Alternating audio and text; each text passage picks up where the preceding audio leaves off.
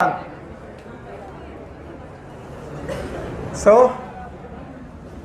Steps एकदम शांत in respiration. ये हमारा आखिरी टॉपिक था और यहीं से शुरू करते हैं।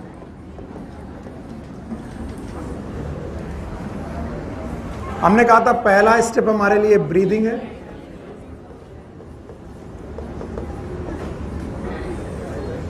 दूसरा है एक्सचेंज ऑफ गैसेस,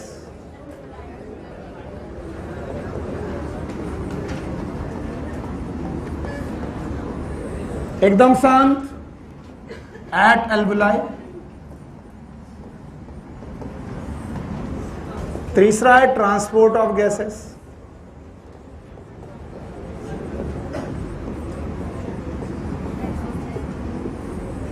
और चौथा है एक्सचेंज ऑफ गैसेस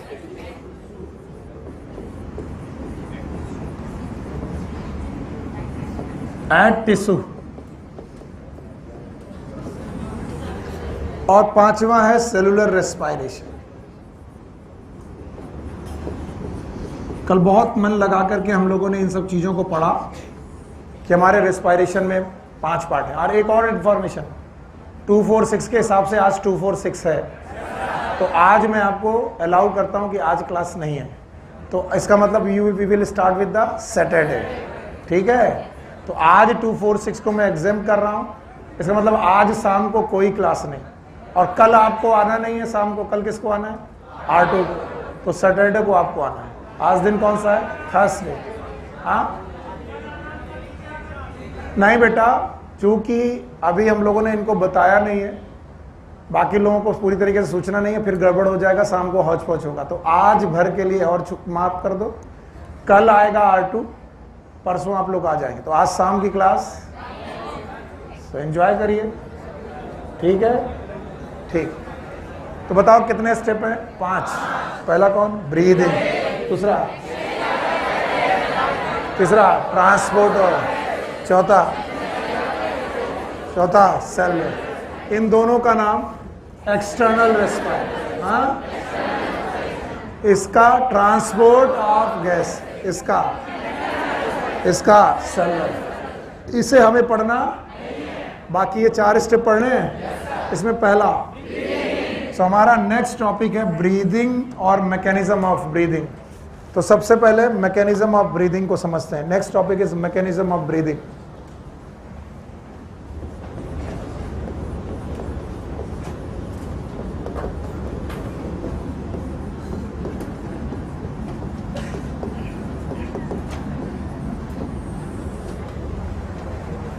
बोलते हैं ब्रीदिंग के मेन 2 स्टेप्स हैं।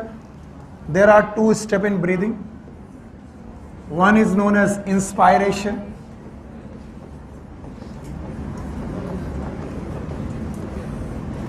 दूसरा स्टेप है एक्सपायरेशन।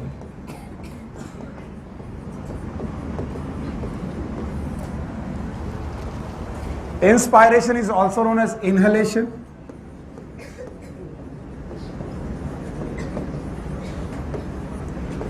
expiration is exhalation।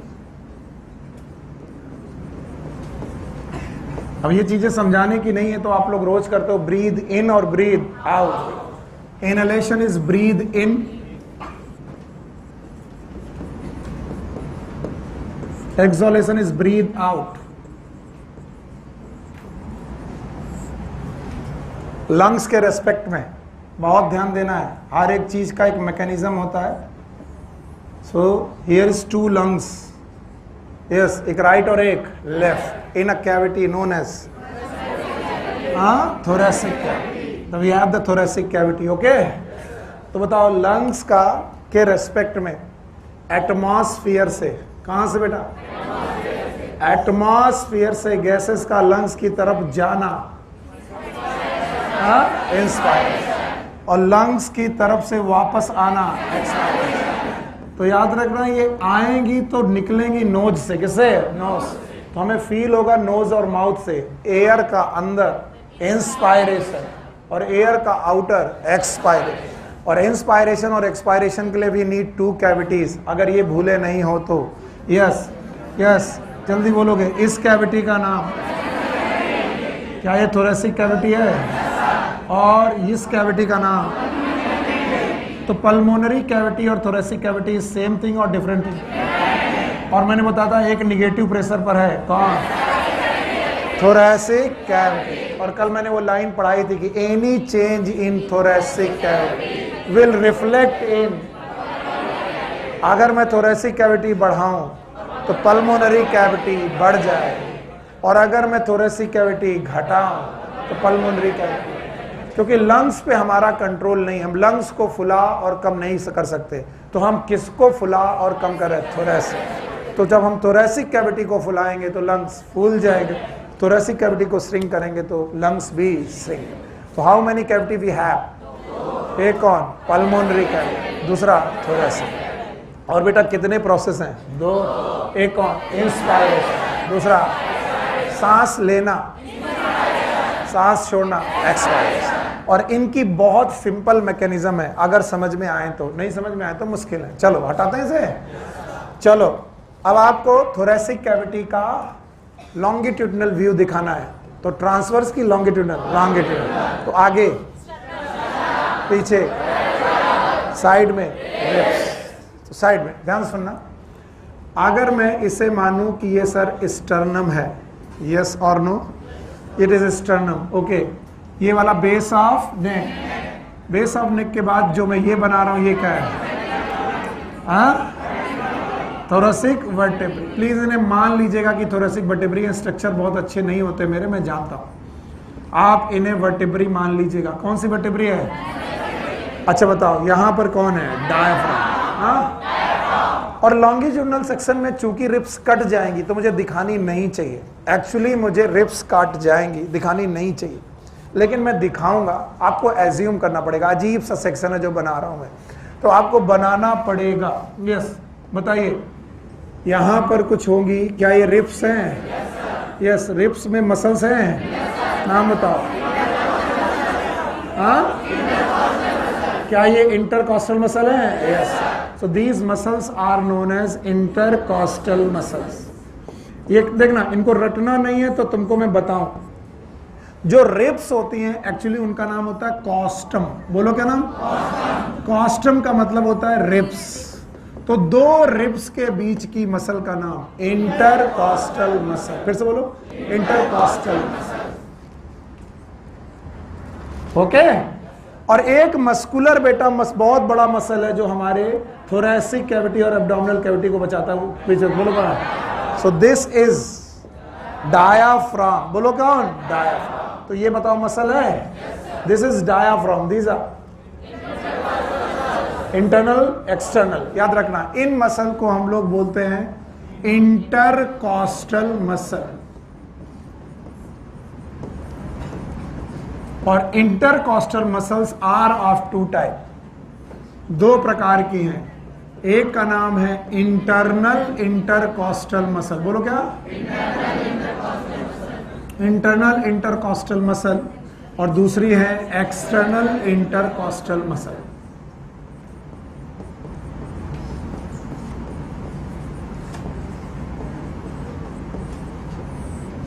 तो जो मैंने डायग्राम बनाया है उस डायग्राम को अगर आपको समझ में आ गया तो बताओ, आगे की बोन, पीछे की वर्टेब्री, नीचे एक पूरा का पूरा सीट है जो डोम शेप है। कैसा है? Dome shape. फ्लैट है कि डोम शेप?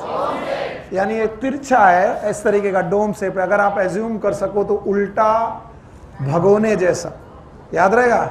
या फिर आपने तसले देखे, ठीक वैसा है ये डोम शेप, याद रहेगा? तो याद रखना, इनके बाद ये है कॉस्टम। बोलो क्या है? Custom. What is custom? Ribs. और इनके बीच की मसल का नाम इंटरकॉस्टल मसल। फिर से बोलो, इंटरकॉस्टल मसल्स।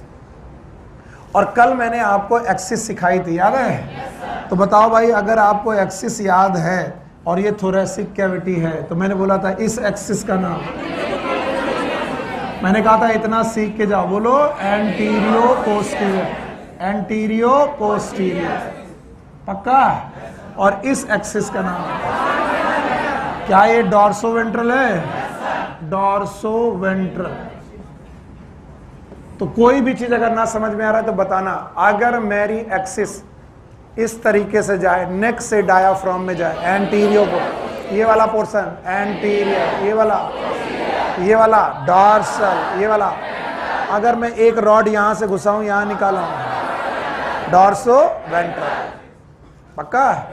यस, इसी को डॉर्सो वेंट्रल बोलते हैं। अगर मैं ऐसे बोलूं तो बताओ हमारी थोरेसिक कैविटी की कितनी एक्सिस? 2। एक कौन? एंटीरियर, दूसरा डॉर्सल, ये वाला,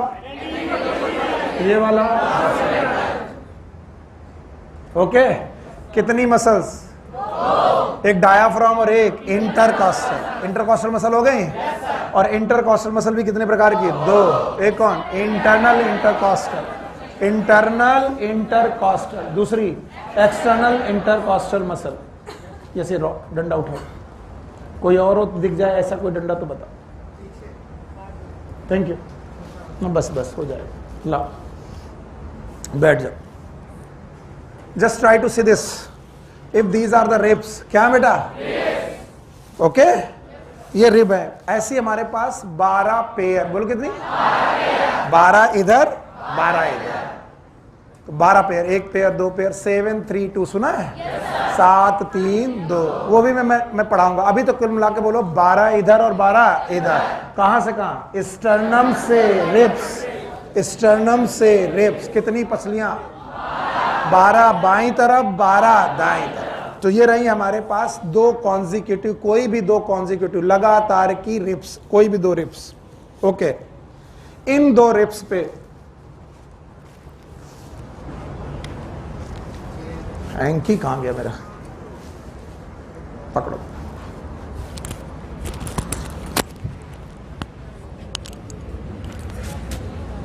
यस, इन रिब पे मसल्स का अटैचमेंट, बहुत ध्यान सुनना। वैसे ये कोई बहुत बड़ा काम नहीं कर रहा हूं, लेकिन जिंदगी भर के लिए टेंशन फ्री हो जाओगे एमबीबीएस तक, और क्वेश्चन सॉल्व होते रहेंगे। ये इस वजह से मेरा काम बन जाएगा। ये है कॉस्टम, बोलो क्या है? कॉस्टम। And these are the muscles. क्या है ये? मसल्स। मसल्स में ध्यान सुनना, इस तरीके की मसल्स का नाम है एक्सटर्नल इंटरकॉस्टल मसल। बोलो क्या? और जो मैं बताऊं उसको ध्यान से समझना। एक्सटर्नल इंटरकॉस्टल मसल जुड़ी अंदर होती हैं, कहां? और निकली बाहर, बाहर निकलने की वजह से एक्सटर्नल इंटरकॉस्टल, यानी नीचे वाली रिब्स में अंदर और ऊपर वाले भी बाहर, पक्का? तो याद रखना, एक तरफ इनसाइड जुड़ा हुआ है, प्लीज इसे देखने की कोशिश करिए। ये कहां जुड़ा है? इनसाइड, और एक तरफ। और जब भी एक्सटर्नल इंटरकॉस्टल मसल कॉन्ट्रैक्ट करेंगी, कौन? एक्सटर्नल इंटर मसल कॉन्ट्रैक्ट करेंगी, नीचे वाली रिब को ऊपर उठाएंगी। किसको उठाएंगी? ऊपर। तो इसका मतलब ये वाली भी किसी की, ये भी उठेगी, वो वाली भी। समझ में आया? तो बताओ ये कौन सी मसल? इंटरनल के एक्सटर्नल। और अगर मैं एक्सटर्नल इंटर मसल कॉन्टैक्ट कराऊं तो एक्सटर्नल इंटर मसल का मतलब एक्सटर्नल क्यों? क्योंकि ये कॉन्टैक्ट अंदर की तरफ होते कि बाहर? किसी का नाम एक्सटर्नल क्यों?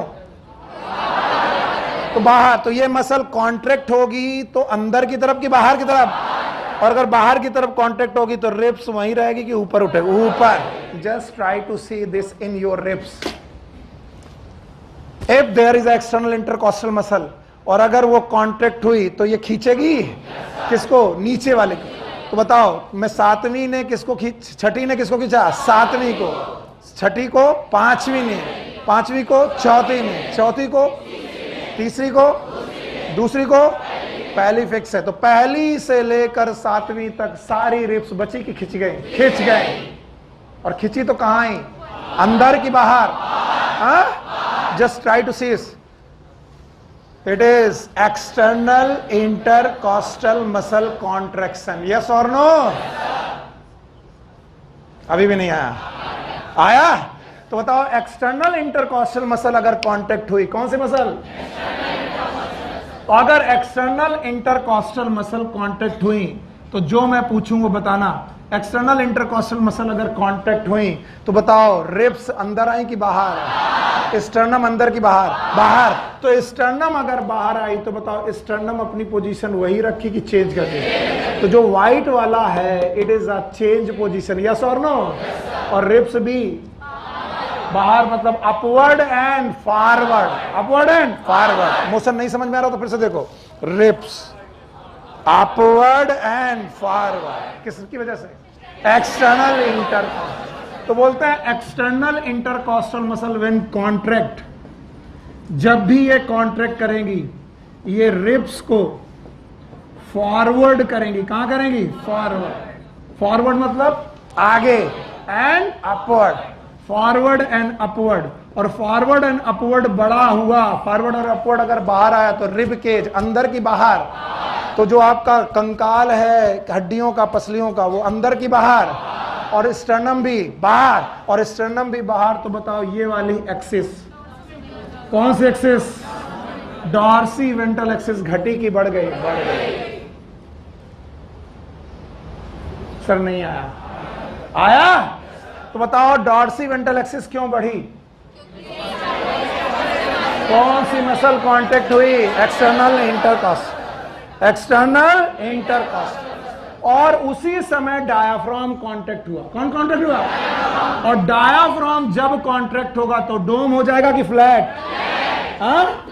तो बताओ पहली पोजीशन ये थी, अभी ये पोजीशन है। तो बताओ कौन सी एक्सिस बढ़ी? एंटीरियो पोस्टीरियर। बताओ कौन सी एक्सिस बढ़ गई? एंटीरियो।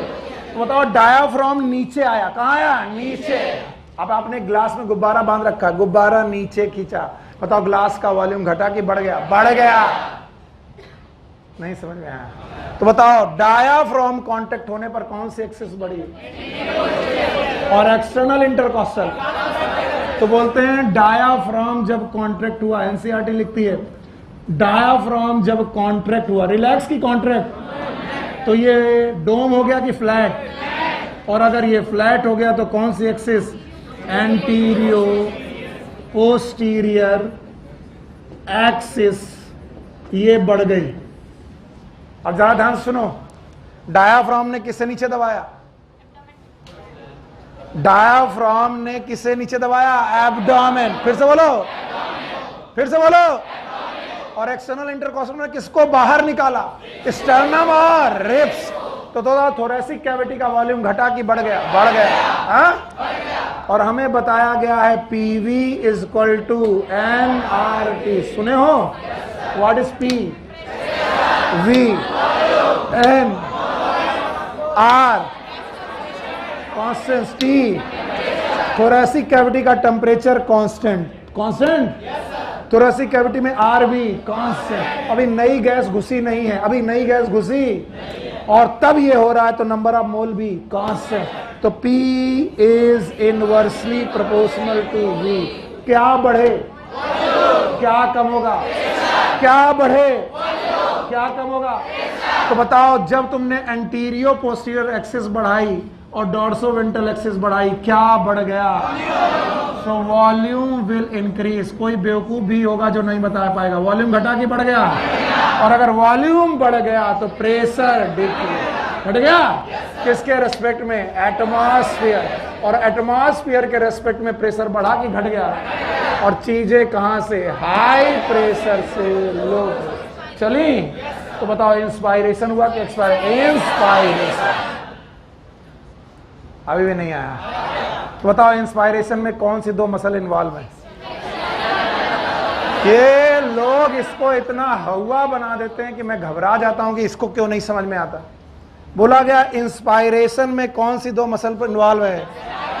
एक कौन? डायाफ्राम। एक कौन? एक्सटर्नल। पक्का? तो बताओ दो मसल्स, एक का नाम है डायाफ्राम और एक का एक्सटर्नल इंटरकॉस्टल मसल। ये दोनों मसल इन्वॉल्व हैं inspiration, and that's why inspiration is active process. कैसा प्रोसेस? एक्टिव। मैं यहां चार्ट बना रहा हूं, अब ध्यान सुनिएगा। इन नॉर्मल क्वाइट ब्रीदिंग, जब आप चुपचाप सांस ले रहे हो, किसी को पता नहीं चल पा रहा, क्वाइट मतलब शांति से, एकदम बदतमीजी नहीं। इन नॉर्मल क्वाइट ब्रीदिंग, आप बगल वाला सांस ले रहा, आप सांस ले रहे हो, किसी को पता ही नहीं चल पा रहा। अब नॉर्मली एयर इन जा रही, नॉर्मली एयर आउट जा रही। In normal quiet breathing the inspiration सांस लेने में इंस्पायरेशन मतलब ब्रीद इन कि breathe out, it is active process. कैसा प्रोसेस है? और इस प्रोसेस के दौरान कौन सी दो मसल इन्वॉल्व होंगी? हाँ, कौन सी दो मसल? एक का नाम है डायाफ्राम, फिर से बोलो, डायाफ्राम, और दूसरी का नाम एक्सटर्नल इंटरकॉस्टल मसल। और अगर ये दोनों मसल कहीं तो कौन कौन सी एक्सिस बढ़ेगी? क्या डॉर्सो वेंट्रल एक्सिस बढ़ जाएगी?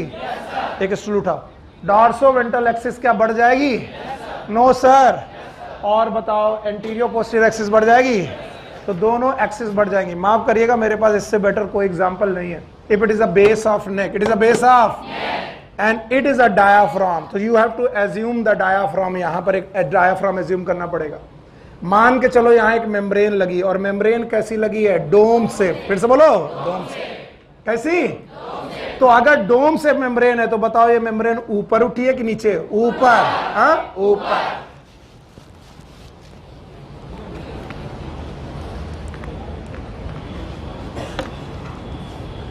आ जाओ,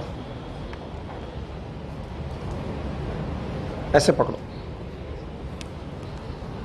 and let suppose it is a diaphragm, और ये डायाफ्राम डोम शेप है। कैसा है? Dome shape. पूरे में एज्यूम करना पड़ेगा, मेरे पास उतना बड़ा डायाफ्राम है नहीं।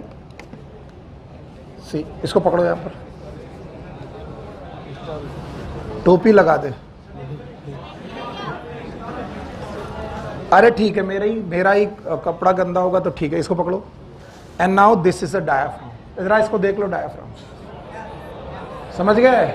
आप लोग कई बार डायाफ्राम को लाइन समझते हो, लाइन नहीं है, डोम से। और ये बेटा अंदर की तरफ है। कहां पर है? अंदर। अब बताओ ये वाली एक्सिस जहां से पेन आ रहा है, हाँ, ये वाला,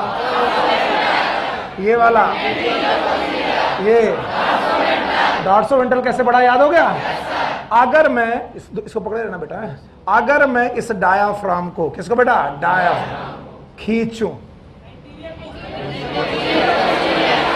एंटीरियो पोस्टीरियर घटेगा क्योंकि नेक बढ़ गई? नहीं, डायाफ्राम नीचे आया।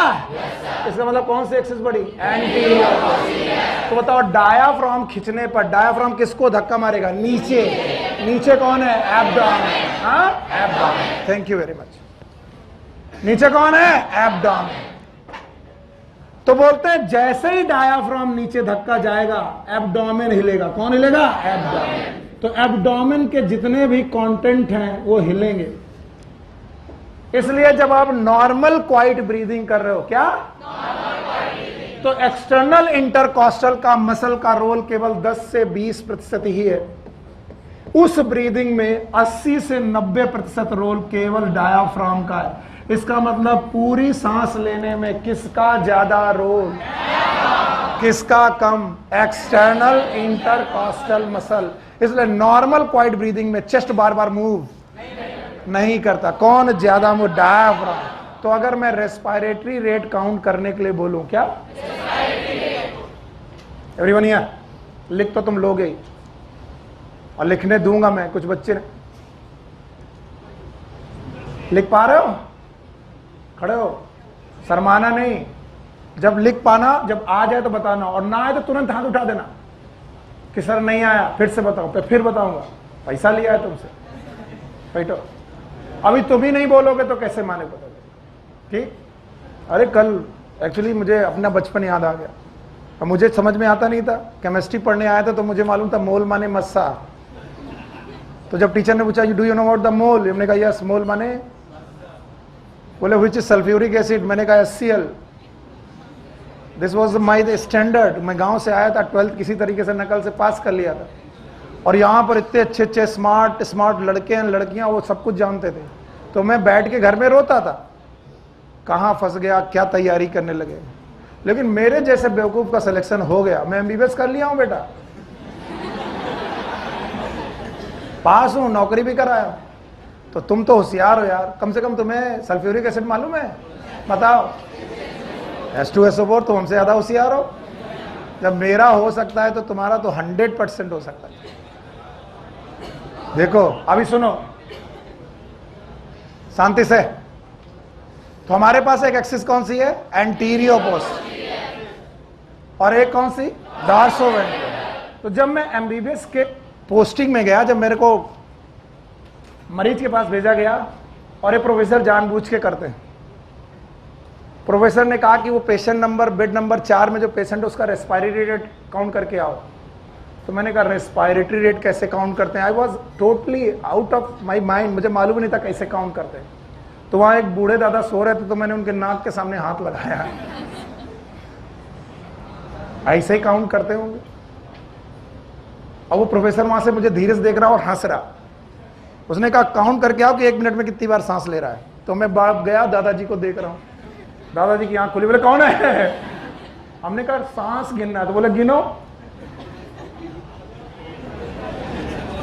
अगर आप सांस का रेट गिनने गए और नाक में हाथ लगा रहे हो, आपसे ज्यादा मूर्ख कोई नहीं। Because it is a normal quiet breathing, it is not like ऐसा नहीं है। तो आप कैसे काउंट करने लगे? बोले यहां से समझ में नहीं आएगा, चेस्ट देखते हैं। मत देखना, क्योंकि नॉर्मल क्वाइट ब्रीदिंग में चेस्ट हिलता नहीं है। क्योंकि कितना रोल है? 10 to 20। कौन हिलेगा? एब्डोमेन। तो जब तुमसे कहा जाए सांस गिनो, तो कहां देखोगे? नाक, चेस्ट की पेट, पेट ऊपर एक बार, 1 2 3। और ये पेट क्यों ऊपर नीचे हो रहा है? कौन हो रहा है? तो डायाफ्राम का रोल कितना है? 80 to 90। इसीलिए normal quiet breathing it is known as abdominal breathing. बोलो क्या? It is known as abdominal breathing. ऐसी ब्रीदिंग जिसमें एब्डोमेन इन्वॉल्व भले ना हो, लेकिन दिखाई कहां से पड़ती है? Abdomen. And normal quiet breathing में, एब्डोमिनल ब्रीदिंग करते वक्त हमने कौन कौन सी 2 मसल कॉन्ट्रैक्ट की? एक कौन? डायाफ्राम, और एक कौन? एक्सटर्नल। क्या डायाफ्राम कॉन्ट्रैक्ट हुआ? कौन सी एक्सिस बढ़ी? एंटीरियो पोस्टीरियर। वॉल्यूम घटा कि बढ़ गया? एक्सटर्नल इंटरकॉस्टल मसल भी कॉन्ट्रैक्ट हुई। कौन सा वॉल्यूम घटा? बस कौन सी एक्सिस बढ़ी? डॉर्सोवेंट्रल। वॉल्यूम बढ़ा, ऊपर नीचे भी बढ़ा, आगे पीछे भी बढ़ा। टोटल वॉल्यूम घटा कि बढ़ गया? बढ़ गया। और बढ़ गया तो बताओ फॉर्मूला, PV = NRT। इस हिसाब से P is inversely proportional to V। क्या बढ़ गया? क्या कम होगा? तो बताओ यहां पर वॉल्यूम बढ़ गया, तो वॉल्यूम बढ़ा किसका? Thoracic cavity. फिर से बोलो। और थोड़ी देर पहले पढ़ा था, जो थोरैसिक कैविटी में होगा वही लंग। तो थोरैसिक कैविटी का वॉल्यूम बढ़ा, लंग्स का वॉल्यूम बढ़ा, तो प्रेशर घटा किसके रेस्पेक्ट में? एटमॉस्फेयर। तो एटमॉस्फेयर का प्रेशर हाई, लंग का low. From higher pressure to lower. Gases अंदर आई, गैसेस का अंदर आना इंस्पायरेशन। फिर से बोलो। पैसिव की एक्टिव? एक्टिव। फिर से बोलो।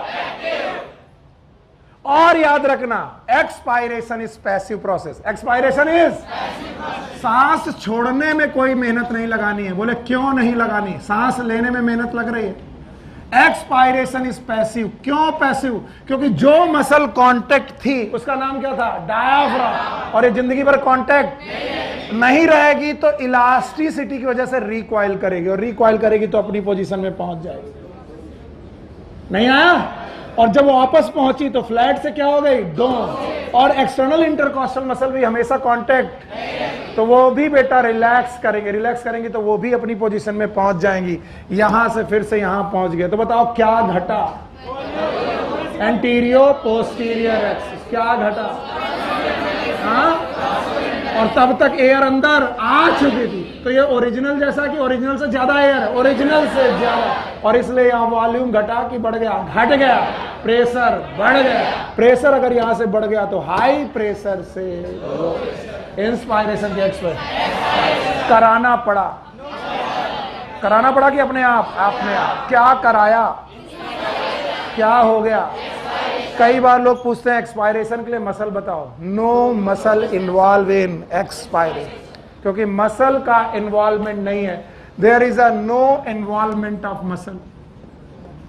No involvement of muscle.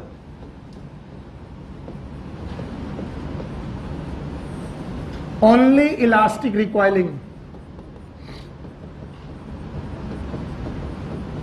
केवल इलास्टिक रिकॉइलिंग हुई और चीजें अपनी ओरिजिनल पोजीशन पे पहुंच गई. इंस्पायरेशन हुआ कि एक्सपायरेशन? एक्सपायरेशन.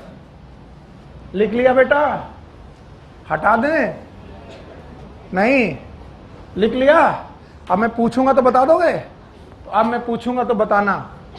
चलो, मैंने आपको बढ़ाया कि आपके पास दो कैविटी हैं. एक कौन? थोरेसिक, एक पल्मोनरी. थोरेसिक कैविटी का चेंज पल्मोनरी कैविटी में आएगा. थोरेसिक कैविटी बढ़ेगी तो लंग कैपेसिटी भी बढ़ेगी. थोरेसिक कैविटी घटेगी तो लंग कैपेसिटी भी घटेगी. किस पे कंट्रोल नहीं है? लंग. किस पे कंट्रोल है? थोरेसिक. क्योंकि थोरेसिक में मसल है. थोरेसिक कैविटी की कितनी एक्सिस? दो. एक और एंटीरियो पोस्टीरियर, एक डॉर्सो वेंट्रल. दोनों एक्सिस हैं. दोनों एक्सिस को बढ़ाया जा सकता है. बताओ, डायाफ्राम नीचे आएगा? बताओ कितना? डायाफ्राम नीचे आया. कौन सी एक्सिस बढ़ी? External external intercostal muscle contact हुई. कांटेक्ट हुई तो बताओ, रिब्स इनसाइड के आउटसाइड? अपवर्ड की बैकवर्ड? अपवर्ड. और बैकवर्ड की फॉरवर्ड? अपवर्ड और फॉरवर्ड. रिब केज घटा कि बढ़ गया? बढ़ गया. एब्डोमेन नीचे गया? डायफ्राम नीचे गया? ज्यादा रोल किसका? डायफ्राम. कम किसका? चेस्ट का. क्योंकि एक्सटर्नल इंटरकॉस्टल मसल कहां पर है? चेस्ट. तो रोल किसका ज्यादा? तो बताओ ये दिखेगा कहां? पेट में. So normal quiet breathing is known as abdominal. हाँ, क्योंकि इसको काउंट करने के लिए आपको क्या देखना पड़ेगा? एब्डोमिन. पक्का? किसका कितना रोल? डायफ्राम का कितना? 80 से 90. और बताओ एक्सटर्नल इंटरकॉस्टल 10 से 20. इसका मतलब आपकी नॉर्मल क्वाइट ब्रीदिंग में इंस्पायरेशन के लिए दो मसल हैं. दोनों के नाम बताओगे? बोलो कौन? डायफ्राम. दूसरा, अब मैं हटा रहा हूं, किसी ने ना लिखा हो तो बता देना बेटा. सबने लिखा? आप हाँ रुक जा रहे.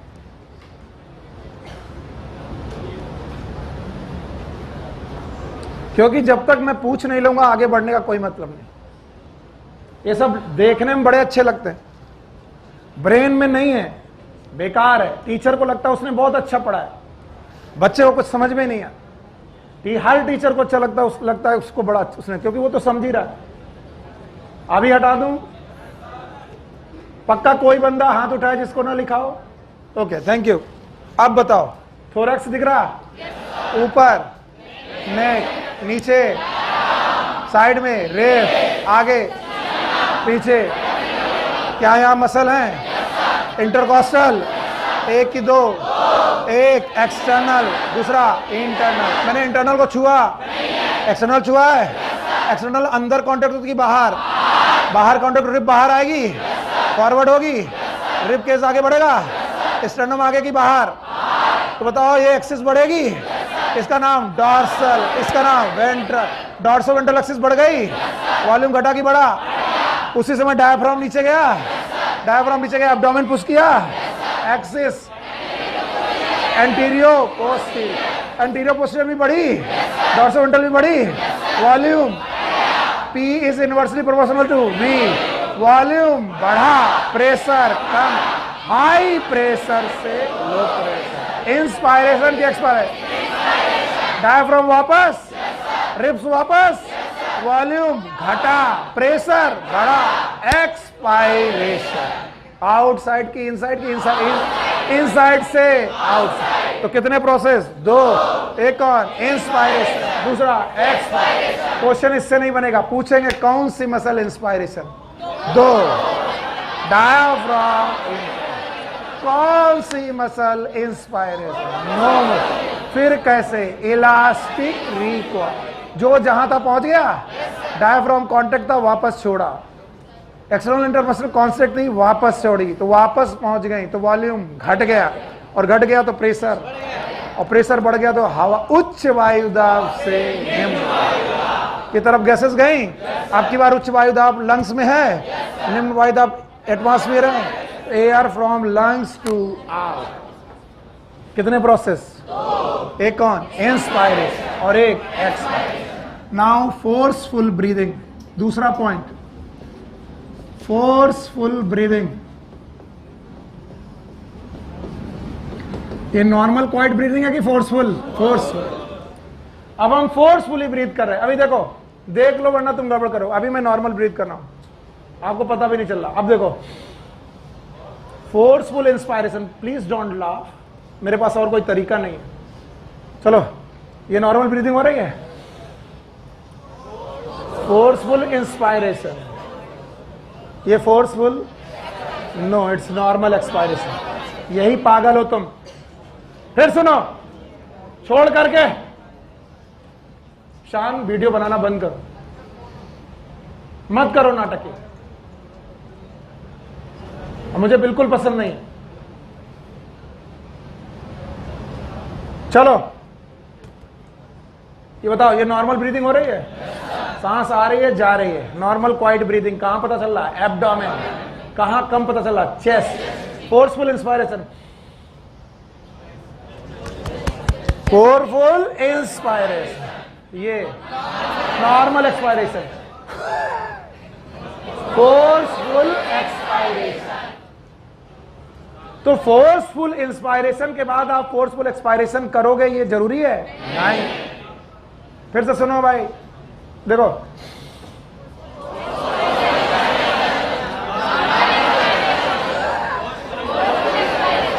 when the anulom forceful inspiration, vilom normal expiration, vilom kapal bhastrika, it is forceful expiration. Kapalbhati, forceful expiration. अनुलोम, विलोम, कपाल भाती, नहीं आया। तो लोगों को क्या लगता है, फोर्सफुल इंस्पायरेशन किया तो फोर्सफुल एक्सपायरेशन होगा ही? ऐसा नहीं है। और अभी मैंने लिखा क्या है? हाँ, फोर्सफुल ब्रीदिंग। रट्टा मत मारना और बताना मुझे। फोर्सफुल ब्रीदिंग में फोर्सफुल इंस्पायरेशन,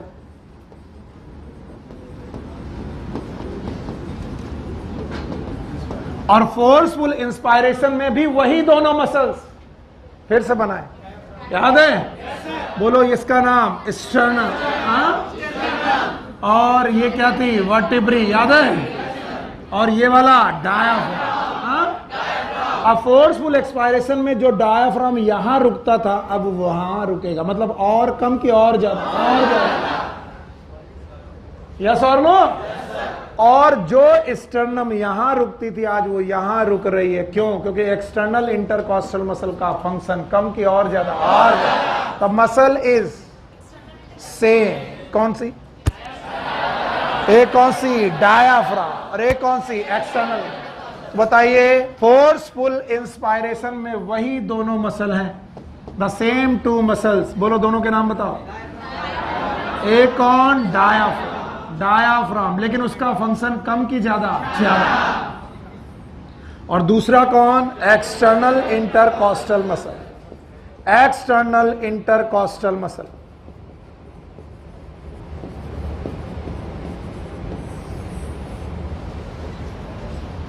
पर एक्सटर्नल इंटरकॉस्टल मसल का पहले कितना उपयोग करते थे? 10 से 20। अब लगभग 40 से 50, लगभग 40% किसका काम है? External intercostal. तो बताओ 60% काम किसका है? डायाफ्राम। अब भी डायाफ्राम का ज्यादा काम है, लेकिन दिखेगा कहां ज्यादा? चेस्ट में, क्योंकि पहले चेस्ट मूव, अब चेस्ट देखो व्हाट इट इज, चेस्ट। तो याद रखना, forceful inspiration is abdominal breathing और थोरेसिक ब्रीदिंग। थोरेसिक, तो forceful breathing it is known as thoracic breathing. और ये तभी होगी जब बहुत तेजी से आपको कुत्ते ने दौड़ाया हो। हाँ, कुत्ते ने दौड़ाया और अब बहुत तेजी से भागे हैं, और उसके बाद जो हाँप रहे उसी के जैसा। किसके जैसा? तो वाह, what it is? Thoracic, forceful. या फिर कभी जमाई लो, हाँ बस बस, फोर्सफुल, पक्का। तो फोर्सफुल इंस्पायरेशन में मसल इज डिफरेंट और सेम? सेम। बेटा हम जानते हैं कि तुम बदतमीजी करोगे ही करो। आप सुनो, वो परवरिश की बात होती है ना, जैसे आपका लालन पालन हुआ है ना, वो आपके ब्लड में घुस जाता है। आपकी परवरिश जैसे, हम कितना भी कसम खाएं, कल 2 गर्ल्स के पीछे फिर 2 बॉयज आए, पकड़ में आ जाओ तुम बस, हम पढ़ाई चाहे छोड़ दो लेकिन तुम्हें चटनी बना देंगे हम। अरे यार शर्म आती है कि हाँ क्लास में बोलता हूं कि कोई लड़का ऐसा नहीं करे, तुम बाहर निकलते हो, गर्ल्स आकर बोलती हैं 2 लड़के खड़े हैं बाहर, अब वो कौन है, मेरे को बस पकड़ में आ जाए बस। और मैं सच बता रहा हूं, तुम्हारी जिंदगी का सबसे बुरा दिन होगा, तुम चाहे जितने बड़े खलीफा हो।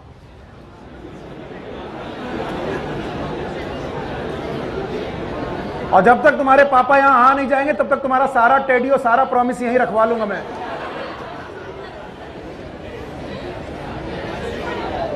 अजीब पागल हो गए। कल शाम की घटना, मैं ना गर्ल्स का नाम बता सकता हूं ना बॉयज का नाम, लेकिन तुम पकड़ में आ जाओ बस एक बार, रंगे हाथों पकड़ में आ गए ना, ऐसी किल्ली मार मार के तुम्हें सही करेंगे हम। हाँ कैमरा मालूम है मैं कौन है, समझ पकड़ में तो नहीं आते हो ना। और उनसे बोल देना कि सुनील सर को पता चल गया कि तुमने ऐसी बदतमीजी की है, पहले तो कम से कम त्योहार भर तो गायब ही रहो। हद है यार राजन, तुम क्या करवा रहे हो?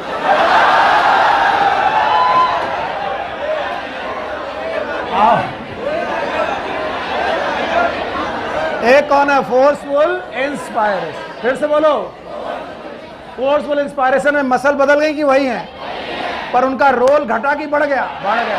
डायाफ्राम थोड़ा और थोड़ा बटा, एक्सटर्नल इंटरमसल और, तो in total external intercostal muscle का जहां पर रोल था 10 से 20, अब 40, और एक्सटर्नल इंटरकॉस्टल मसल डायाफ्राम को नीचे करती थी कि चेस्ट को? चेस्ट को ऊपर करती थी, तो रोल किसका ज्यादा दिखेगा? चेस्ट का। And that's why it is known as thoracic breathing. Now thoracic breathing में थोरैक्स नीचे गया तो इट इज फोर्सफुल एक्सपायरेशन की नॉर्मल एक्सपायरेशन? नॉर्मल। देखो फोर्सफुल इंस्पायरेशन, नॉर्मल एक्सपायरेशन, लेकिन forceful, now the forceful expiration के लिए we have muscles. Forceful expiration के लिए हमारे पास मसल्स हैं, और 2 मसल हैं। एक का नाम है इंटरनल इंटरकॉस्टल मसल,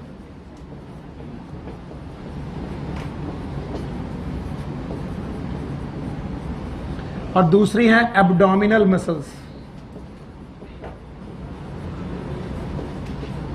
यानी जो डायाफ्राम डोम शेप होकर के आया है, ये यहीं नहीं रुके और ऊपर जाए, और ऊपर जाए तो कौन धक्का मारे? एब्डोमेन। तो एब्डोमेन का कंटेंट धक्का मारेगा कि डायाफ्राम अपनी नॉर्मल पोजीशन से भी ज्यादा डोम शेप बनाए, तो वॉल्यूम और कम होगा। तो जब और कम होगा तो एक्सपायरेशन फोर्सफुल, एक्सपायरेशन फोर्स। और जो मसल्स बाहर आई थी वो अंदर गई, उनका नाम क्या था? External intercostal muscle. और इंटरनल इंटरकॉस्टल मतलब अंदर की तरफ कांटेक्ट होती, कहां पर? अंदर। तो ये वाली अंदर, ये वाली अंदर, ये वाली अंदर। इसका मतलब जो चीज आ रही थी अपवर्ड एंड फॉरवर्ड, वो अब ऐसे सर नहीं आएगा। चलो पहले एक्सटर्नल पढ़ लो फिर से, बताओ। ये वाली मसल एक्सटर्नल, फिर से बोलो एक्सटर्नल है। अब उल्टा देखो, नाउ ये किधर? अंदर। अंदर। तो बताओ ये कहां थी? अपवर्ड की डाउनवर्ड? डाउनवर्ड। और बैकवर्ड। तो इसको खींचेगी नीचे, ये इसको खींचेगी, ये इसको खींचेगी। तो एक्सटर्नल की इंटरनल? इंटरनल। तो जो काम एक्सटर्नल मसल कर रही थी उसका अपोजिट इंटरनल। तो internal intercostal muscle thoracic cage को बाहर निकालेंगे कि अंदर? अंदर। तो बताओ एंटीरियो पोस्टीरियर एक्सिस नॉर्मल से भी कम हो जाएगी। इसका मतलब फोर्सफुल इंस्पायरेशन की एक्सपायरेशन? एक्सपायर। नॉर्मल एक्सपायरेशन के लिए कोई मसल लेकिन फोर्सफुल एक्सपायरेशन के लिए कितनी मसल? 2। एक कौन? इंटरनल इंटरकॉस्टल मसल, दूसरा एब्डोमिनल। कुछ लोगों को लगेगा सुनील सर जबरदस्ती पढ़ा रहे, पढ़ के आना कहां लिखा है abdominal content that will help in the forceful expiration. देखो बेटा, this is external intercostal muscle, this is internal intercostal muscle. And कहां से धक्का लग रहा? एब्डोमेन से। तो इधर से मार रहे हो तो डायफ्राम ऊपर, और इधर से कांटेक्ट कर रहे हो तो चेस्ट अंदर। तो चेस्ट अंदर गया तो इंस्पायरेशन की एक्सपायरेशन, एक्स पर नॉर्मल की फोर्सफुल। मैं करके दिखाता हूं, बताइएगा।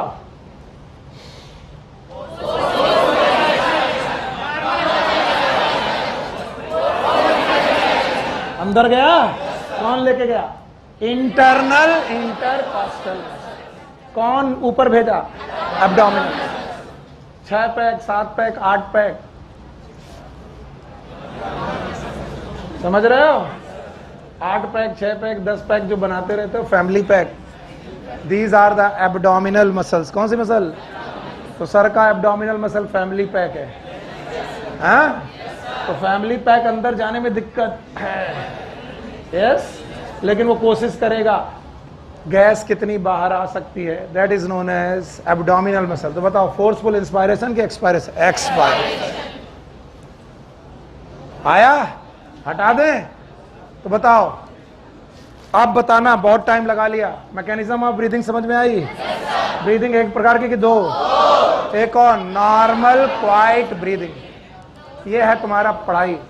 एक का नाम चुपचाप ब्रीदिंग हो रही है, दूसरा फोर्सफुल ब्रीदिंग। एक मिनट, नॉर्मल क्वाइट ब्रीदिंग याद है?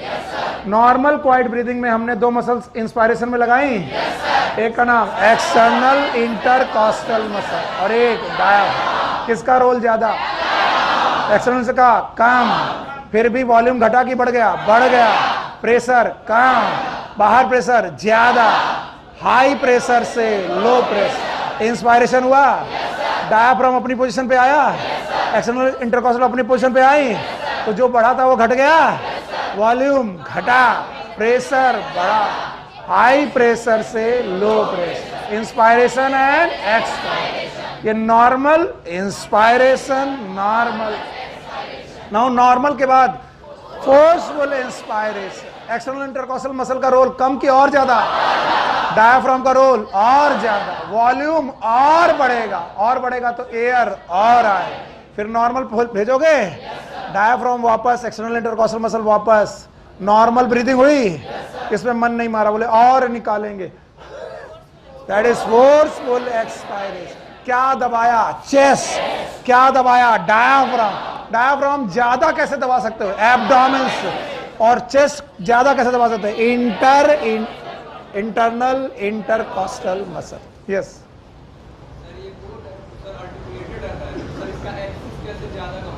कौन? क्योंकि तुम लोगों को पढ़ाया गया कि they have the ligaments, they have the ligament. Tissue तुमने सही से पढ़े नहीं। Tendon, ligament, and they are very much flexible. Sternum के पास लिगामेंट है, रिब्स के पास ligament, and they are very much flexible.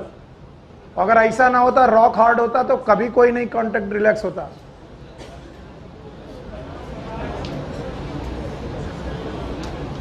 Any question, any problem? तो ब्रीदिंग कितने प्रकार की? एक कौन? एक नॉर्मल ब्रीदिंग है और एक फोर्सफुल ब्रीदिंग है। नॉर्मल ब्रीदिंग में इंस्पायरेशन एक्सपायरेशन है, फोर्सफुल ब्रीदिंग में इंस्पायरेशन एक्सपायरेशन है। मैंने यूजुअल टाइम से ज्यादा टाइम लिया है। अब नहीं आया तो अभी पूछ लो, 15 मिनट ही खर्चा होंगे। दोबारा पूछोगे फिर 1 घंटा लगेगा। एनीवन? अब मैं पूछ रहा हूं, जवाब दो। नॉर्मल क्वाइट ब्रीदिंग में इंस्पायरेशन की मसल कौन कौन?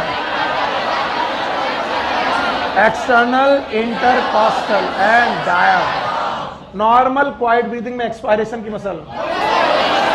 तो एक्सपायरेशन कैसा हो रहा है? Elastic recoil. जो कांटेक्ट हुआ था वापस आ गया, it is known as elastic recoil.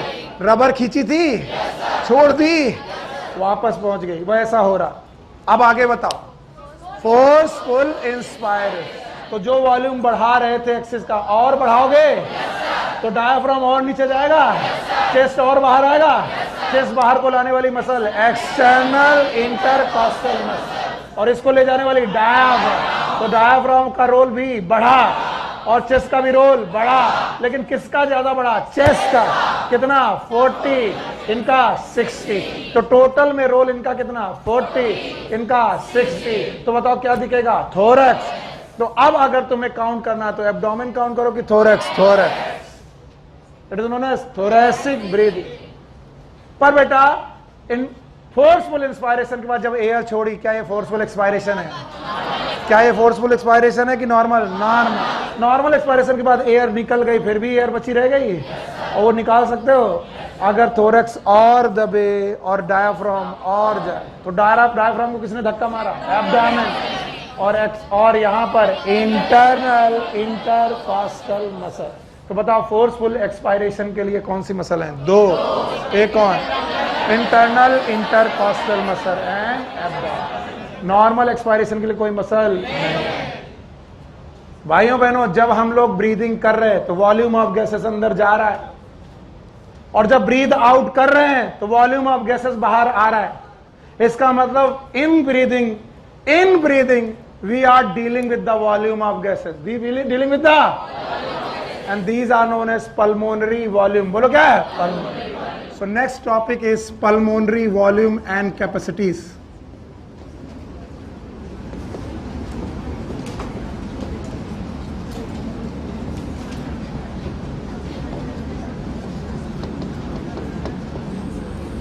जब तक, अब तुम सबको कसम है, हम मानते रहो, जब तक समझ में ना आए, आज कल परसों 10 दिन तक, तब तक हां मत बोलना। अगर हां बोला तो फिर मैं पूछूंगा,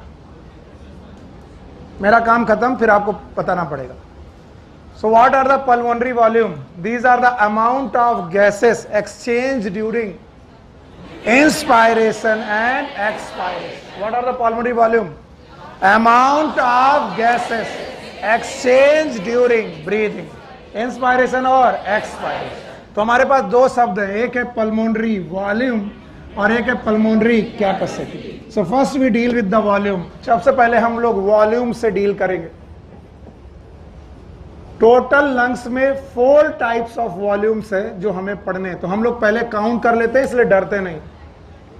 हमें लंग्स में कितने वॉल्यूम पढ़ने हैं? 4। तो हम डरते इसलिए नहीं क्योंकि हमें वॉल्यूम काउंटिंग में आ गया। कितने वॉल्यूम है? 4। पहला वॉल्यूम है tidal volume.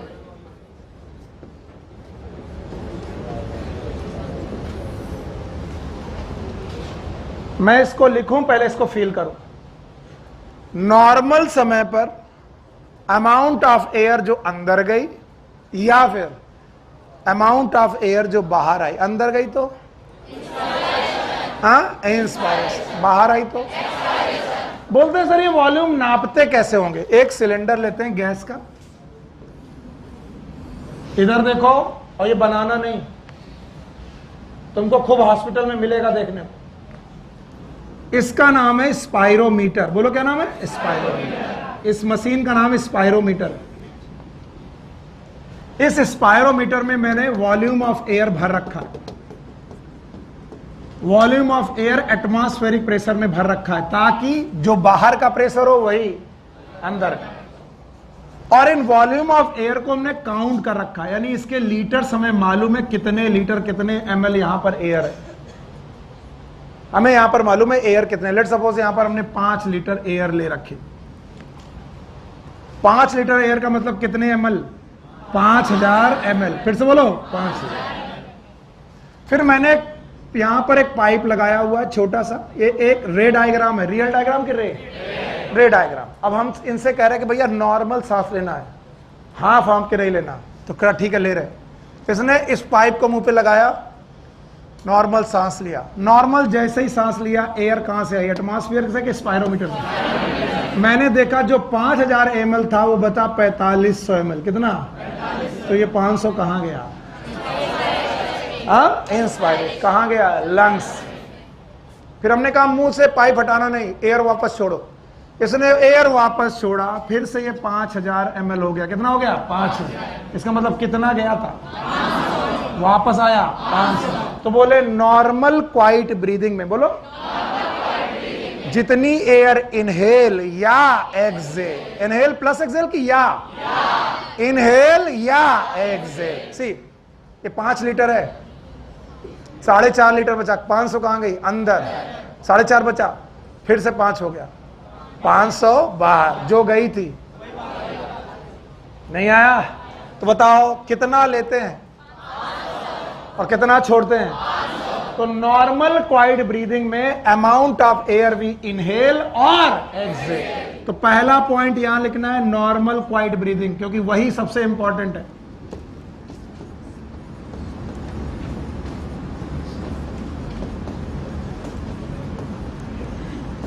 Normal quiet breathing, जब बिल्कुल शांति से सांस ले रहे हो, tidal volume it is the amount of air और the volume of air inhale और exhale, it is known as tidal volume. और ये लगभग 500 ml होता है। कितना होता है? 500। और जिस डिवाइस से हम नापते हैं, नाम बताओ? स्पायरोमीटर। और इस नापने की विज्ञान का नाम स्पायरोमेट्री। बोलो क्या नाम? तो कोई पूछे स्पायरोमेट्री क्या है? It is a science dealing with the volume of lungs, that is known as pulmonary volume.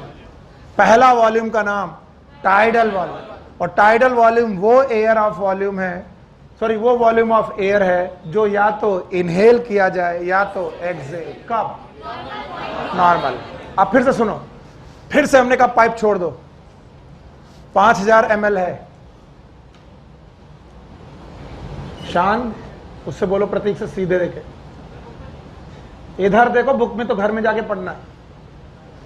हमने 500 ली थी, 500 छेड़ दी, फिर से 500 यहां हो गया। हमने कहा आप नॉर्मल क्वाइट ब्रीथ करते रहो, नॉर्मल क्वाइट ब्रीथ करते रहे, ठीक है? अब सुनना, हमने कहा अब नॉर्मल इनहेलेशन करो। उसने नॉर्मल अंदर लिया, कितना ले गया होगा? हमने कहा 500 तो तुम ले गए, पर क्या इससे ज्यादा ले जा सकते हो? बोले हाँ। ये नॉर्मल है कि फोर्सफुल? फोर्सफुल। तो ये एयर जो गई है वो टाइडल वॉल्यूम के बाद गई है। इसका और इतना इंस्पायर कर सकते थे, इसी का नाम है इंस्पायरेटरी रिजर्व वॉल्यूम। बोलो क्या नाम है? सर एक बार और पढ़ाते हैं।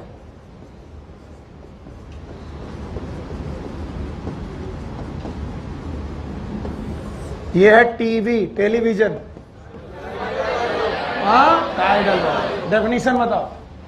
Volume of air that can be inhale or exhale in normal quiet breathing. Normal quiet breathing में या तो inhale या तो exhale। इधर देखो तभी आएगा। 5 लीटर फिर से है। मैंने कहा बेटा नॉर्मल इनहेल करो, तुमने नॉर्मल इनहेल किया, 500 गया, बोलो 500 काउंट हो गया। बोलो अब इसके बाद और इनहेल करो, तुमने और इनहेल किया, तो ये टाइडल वॉल्यूम को जोड़ के कि अलावा? अलावा। तो extra amount of air after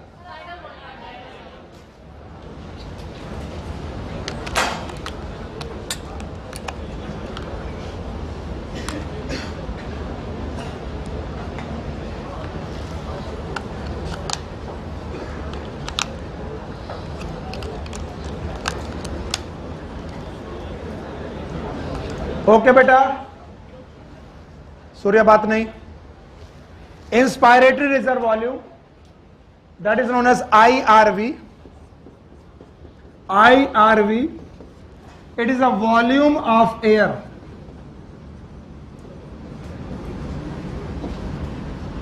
forcefully inhale after tidal volume.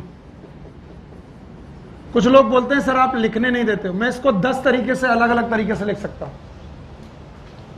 It is the maximum amount of air that can be inhale after the tidal volume. अरे केवल फीलिंग आनी चाहिए। टाइडल वॉल्यूम के बाद क्या आप एयर अंदर नहीं ले सकते? वो जितनी एयर तुम और ले सकते हो उसी का नाम इंस्पायरेटरी रिजर्व। फिर से बोलो। और बोलते हैं ये लगभग होती है 2500 ml से 3000 ml। बोलो कितना? 3000। तो आप कितनी पहले ले रहे थे? तो 500 थी, ले सकते हो कि और ले सकते हो? तो 500 को जोड़ करके कि इसके अलावा? यही शब्द याद रखना, इसके अलावा। टाइडल वॉल्यूम के अलावा जितनी और एयर आप लंग्स में ले जा सकते हो, that air is known as inspiratory. बोले ये एयर रिजर्व रखी गई है किसके लिए? Inspiratory. And that's why inspiratory reserve volume. ये भी ले सकते हो, लेकिन ये नॉर्मल लेते नहीं। आया ना? आया? बताओ what is inspiratory reserve volume? अंग्रेजी नहीं सुननी मुझे, कसम से नहीं सुनना। क्या ये वॉल्यूम ऑफ एयर है जो आप नॉर्मली लोगे कि फोर्सफुली? हाँ? किसके बाद? इसमें tidal volume include? Tidal volume तो अलग हो गया, उसके बाद और भी ले सकते हो। That is known as inspiratory reserve volume. एक एक को ब्लॉक करते जाओ, वरना अभी थोड़ी देर बाद तुम्हें उल्टी हो जाएगी। टोटल 9 चीजें पढ़नी है, 4 ये, 5 कैपेसिटी। और जो भी चीज ना आए बता देना। अब मुझे बताना ये क्या गया? Tidal volume. इसके अलावा क्या गया? पक्का? तो अब क्या आया? Tidal volume, inspiratory reserve. जो गया था वही वापस आया। मैंने फोर्सफुल एक्सपायरेशन नहीं किया ना, फिर से मैंने छोड़ दिया। भाई छोड़ो, भाई रहने दो। मैंने कहा फिर से सांस लो, फिर से उन्होंने नॉर्मल, अरे यार, फिर से मैंने 5 लीटर गैस ली और ने कहा पहले तुम नॉर्मल रिलैक्स हो जाओ। बंदा रिलैक्स हो गया, बोला बिल्कुल रिलैक्स हो जाओ, कोई फोर्सफुल नहीं। बोला हाँ। हमने कहा फिर से सांस लो, उसने फिर से सांस ली। कितना ले गया? हमने कहा छोड़ो। कितना छोड़ा? 500। हमने कहा इसके अलावा भी छोड़ सकते? बोले हाँ। ये इसने ली थी कि नहीं ली थी? फिर भी छोड़ी? ये टाइडल वॉल्यूम है कि इसके अलावा?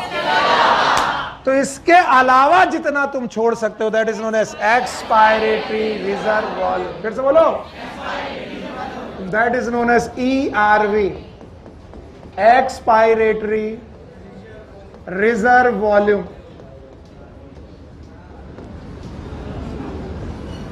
What is expiratory reserve volume?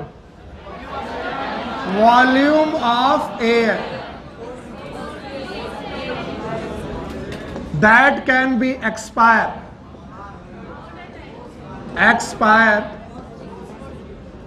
after tidal volume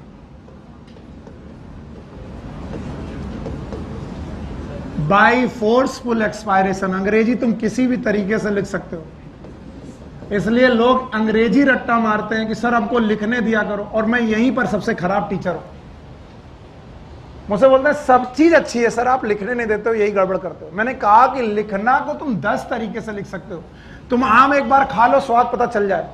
क्या हर आदमी को मैंने आम खिलाया और स्वाद लिखते वक्त वो एक ही जैसा लिखेगा? एवरीवन विल बी डिफरेंट, क्योंकि तुमने इसको फील कर लिया। तो पहले चीजों को फील करो एंड देन उनकी डेफिनेशन अपने आप बनेगी। बताओ ये कौन सी एयर है? आप पहले ब्रीदिंग कैसे कर रहे थे? नॉर्मल। फिर आपने नॉर्मल एक्सपायर किया। नॉर्मल एक्सपायर करने के बाद तुम्हारा मन और एक्सपायर करने का किया, जो कि ये लिया लंग्स में पहले से प्रेजेंट था। यस और नो? और उसको बाहर फूका। That is known as expiratory reserve volume. फिर से बोलो, पक्का? तो बताओ 3 वॉल्यूम के नाम। पहला टाइडल वॉल्यूम, दूसरा इंस्पायरेटरी रिजर्व, तीसरा एक्सपायरेटरी रिजर्व वॉल्यूम। और बोलते हैं ग्लास खाली भी हो, खाली है कि एयर है? हाँ? तो अगर मैं लंग्स से सब कुछ भी निकाल दूं तो क्या थोरेसिक कैविटी कोलैप्स हो जाएगी? और अगर थोरेसिक कैविटी कोलैप्स नहीं होगी तो लंग्स खुले रहेंगे। तो कुछ ना कुछ एयर ऐसी बची रहेगी जो कभी बाहर आ सकती है, वो लंग्स में बची रहेगी, चाहे तुम फोर्सफुल एक्सपायरेशन कर डालो कितना भी। क्या लंग्स खाली? मजाक मत करो, लंग्स खाली नहीं। अभी भी लंग्स में एयर है जिसको निकाल सकने की हिम्मत मेरे पास। उसी एयर का नाम है रेजिडुअल वॉल्यूम। फिर से बोलो, रेजिडुअल। आरवी। बड़े खुश। रेजिडुअल वॉल्यूम आरवी, आगे सिंग न लगा देना। ये बताओ क्या है? IRV टीवी, और ये क्या है? ERV। What is ERV? What is residual volume? It is the amount or volume of air present after normal expiration. Forceful expiration. और इसे स्पायरोमेट्री में कैलकुलेट नहीं कर सकते, क्योंकि ना तो ये लिया जा सकता है ना तो ये भी क्वेश्चन आ चुका है कि स्पायरोमेट्री में एक वॉल्यूम कैलकुलेट नहीं करते residual. So residual volume is the volume of air. पता कैसे चला है? It is estimated calculation. बस लंग्स की कैपेसिटी निकाली गई है। जब तुम मर जाते हो पोस्टमार्टम में, तो पोस्टमार्टम में फिर उस थोरेसिक कैविटी का वॉल्यूम निकालते हैं, और उस वॉल्यूम में नॉर्मल एटमॉस्फेयर बेसिक के हिसाब से PV = nRT लगाते हैं। क्या लगाते हैं? और इस हिसाब से कितनी गैस आ सकती है उसका कैलकुलेशन करते हैं, जो स्पायरोमेट्री से पॉसिबल। ये कैसे पॉसिबल है? जब तुम जब कोई मर जाएगा, उसका पोस्टमार्टम करके उसके वॉल्यूम का फिजिकल माप निकालो कि उसमें कितनी गैस आ सकती है। जैसे एक खाली मग्घे में कितना दूध आ सकता है, नापा जा सकता है, वैसे एक खाली लंग में कितनी एयर आ सकती है, नापी जा सकती है एट एटमॉस्फेरिक प्रेशर। कैसे पता कर रहे हैं? Residual volume RV, that is residual volume. यही क्या कम है कि तुम में क्यूरियोसिटी चालू हो गई, पूछने का मन करता है, वरना जो पढ़ाया जाए बस पढ़े जा रहे हो, मतलब नहीं है। कुछ तो सीख रहे हो कि सर कैसे करते होंगे, जब इसे नहीं निकाल सकते तो नहीं कर सकते तो कैसे करते हैं। याद रखना, एक्सपायरेटरी रिजर्व वॉल्यूम की बेटा है वैल्यू कितनी? 1000 से 1100 ml। अरे एक्सपायरेटरी रिजर्व वॉल्यूम 1100 से 1200, 1000 से 1100। अभी मैंने RV लिखा भी नहीं है। Residual volume is the volume of air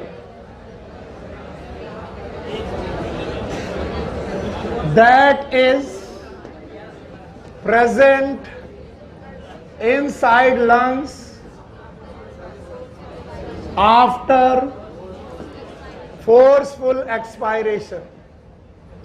forceful expiration के बावजूद लंग्स कभी खाली, और लंग्स अगर खाली नहीं हुए तब भी उनमें एयर बची रहेगी। वो एयर क्या कहलाएगी? रेजिडुअल वाला। मैं क्वेश्चन पूछता हूं, क्या ये गैस बाहर निकाली जा सकती है? कई बार लड़के एक्सपायरेटरी रिजर्व वॉल्यूम को रेजिडुअल वॉल्यूम कह देते हैं। मैं बहुत मारूंगा। एक्सपायरेटरी रिजर्व वॉल्यूम लंग्स में रहता है, लेना नहीं पड़ता है। लेते क्या हो? टाइडल।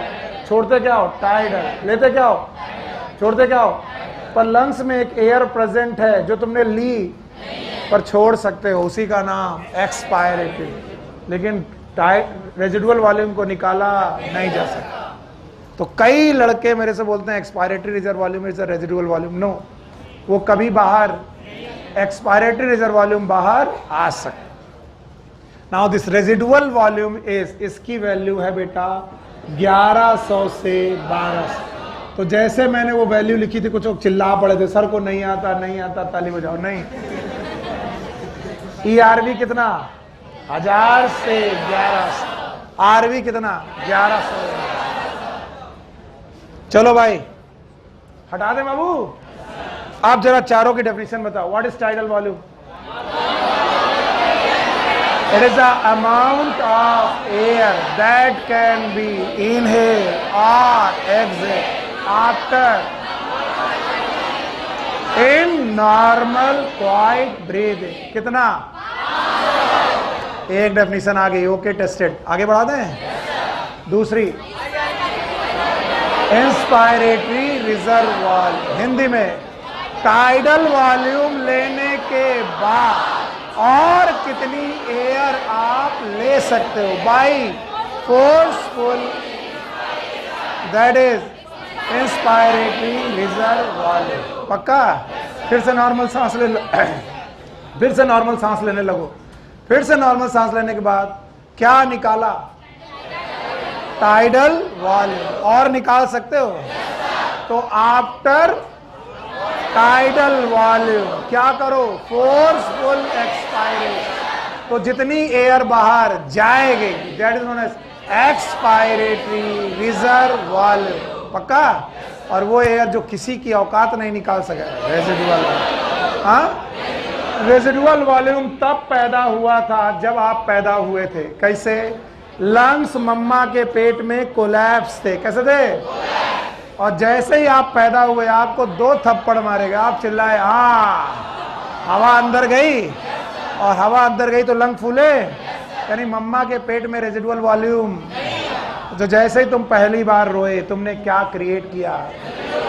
तो volume that you have created by your own way, it is residual volume. नहीं आया?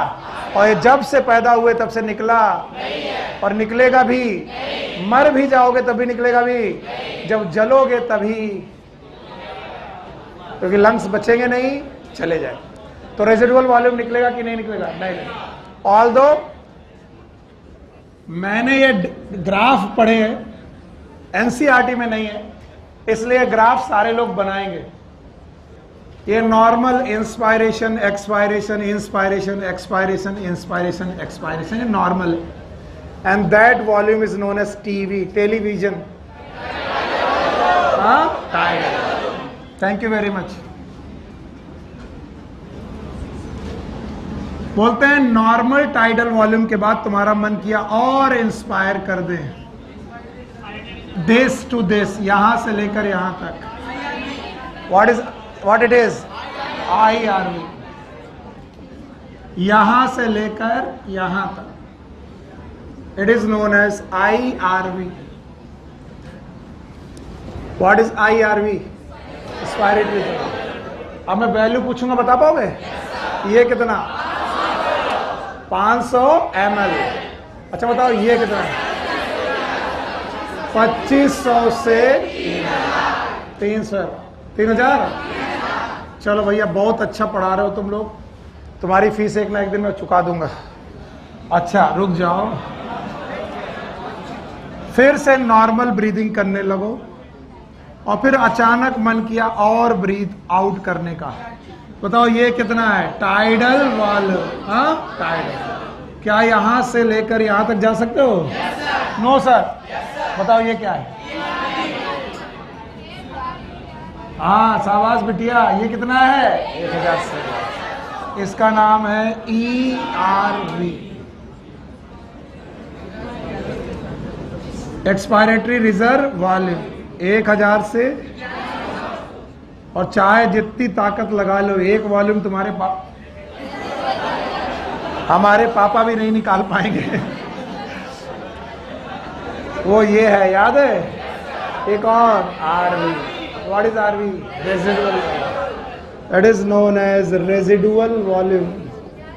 1100 से 1200।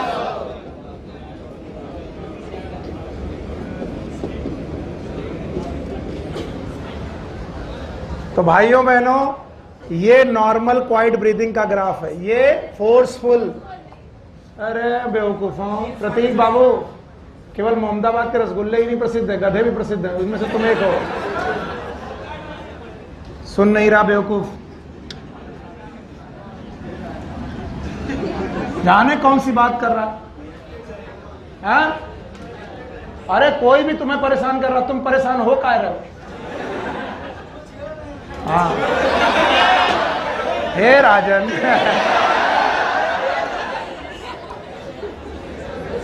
हे राजन, ये जो एक्टिविटी है ये है नॉर्मल क्वाइट ब्रीदिंग, ये वाली ब्रीदिंग। अच्छा, इसका नाम फोर्सफुल इंस्पायरेशन, फोर्सफुल इंस्पायरेशन। तो हे राजन, फिर से ये नॉर्मल क्वाइट ब्रीदिंग, तो इसका नाम forceful expiration.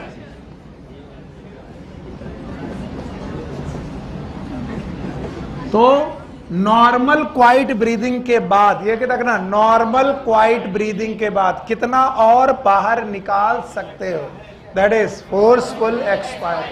Normal quiet breathing के बाद कितना और अंदर ले सकते हैं आप, that is inspiratory reserve volume. और तुम्हारी क्षमता नहीं कि तुम इसे कभी निकाल पाओ, रेजिडुअल वॉल्यूम। कितने वॉल्यूम? 4। नहीं आया? What is 4 volume? चारों के नाम याद है? पहला क्या टाइडल वॉल्यूम है? दूसरा तीसरा एक्सपायरेटरी रिजर्व और R. So this is somehow they are the 4 volume. Now the capacities. Pulmonary capacities, इसको यहां लगा देते जगह मिल जाएगी। Forceful expiration.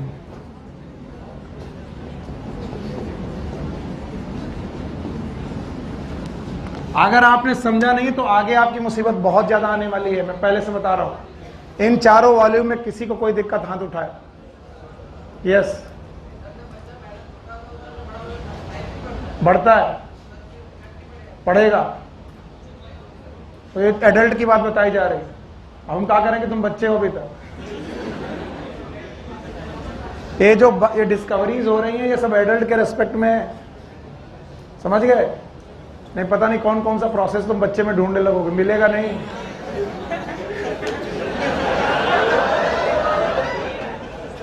हाँ भाई, हाँ, गैस का वेट बिल्कुल होता होगा,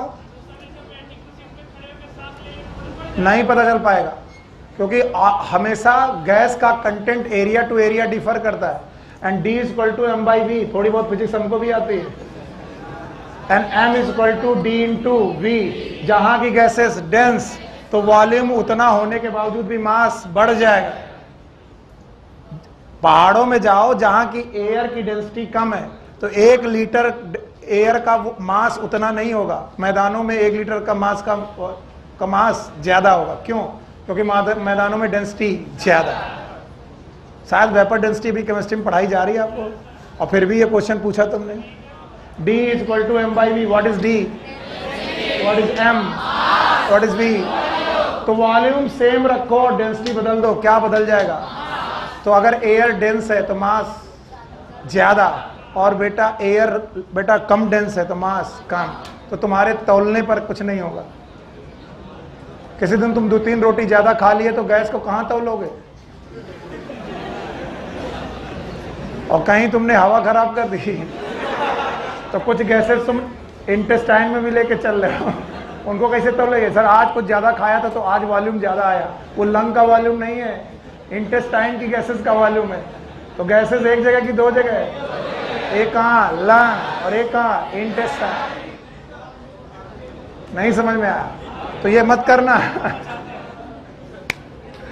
अरे यार ऐसा सड़ा सा क्वेश्चन पूछते हो। क्वेश्चन पूछना बंद मत करना, ये तो मेरा मजाक करने का तरीका है।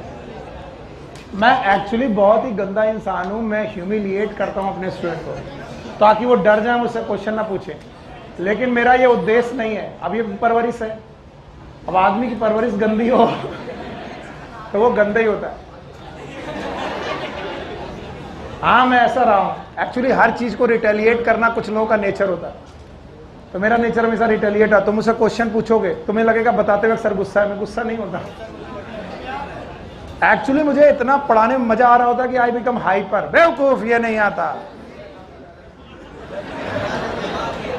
आ गया।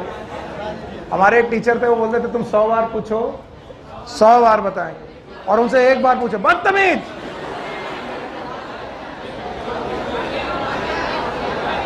तो ये टीचर का केवल डायलॉग होता है कि 100 बार पूछो तो मैं 100 बार बताऊंगा, लेकिन गुस्सा बढ़ता जाएगा।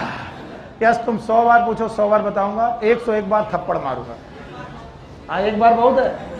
चलो आओ, कैपेसिटी।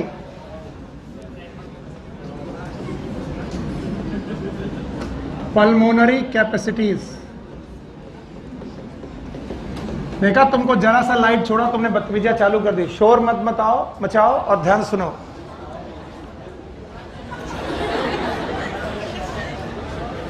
रिलैक्स। अच्छा देखो पिन ड्रॉप साइलेंस कैसे होता है, शांत एकदम। अब कुछ बदतमीज लोग बदतमीजी करेंगे। So when 2 or more than 2 volumes they added, they will create the capacity. When 2 or more than 2 respiratory volume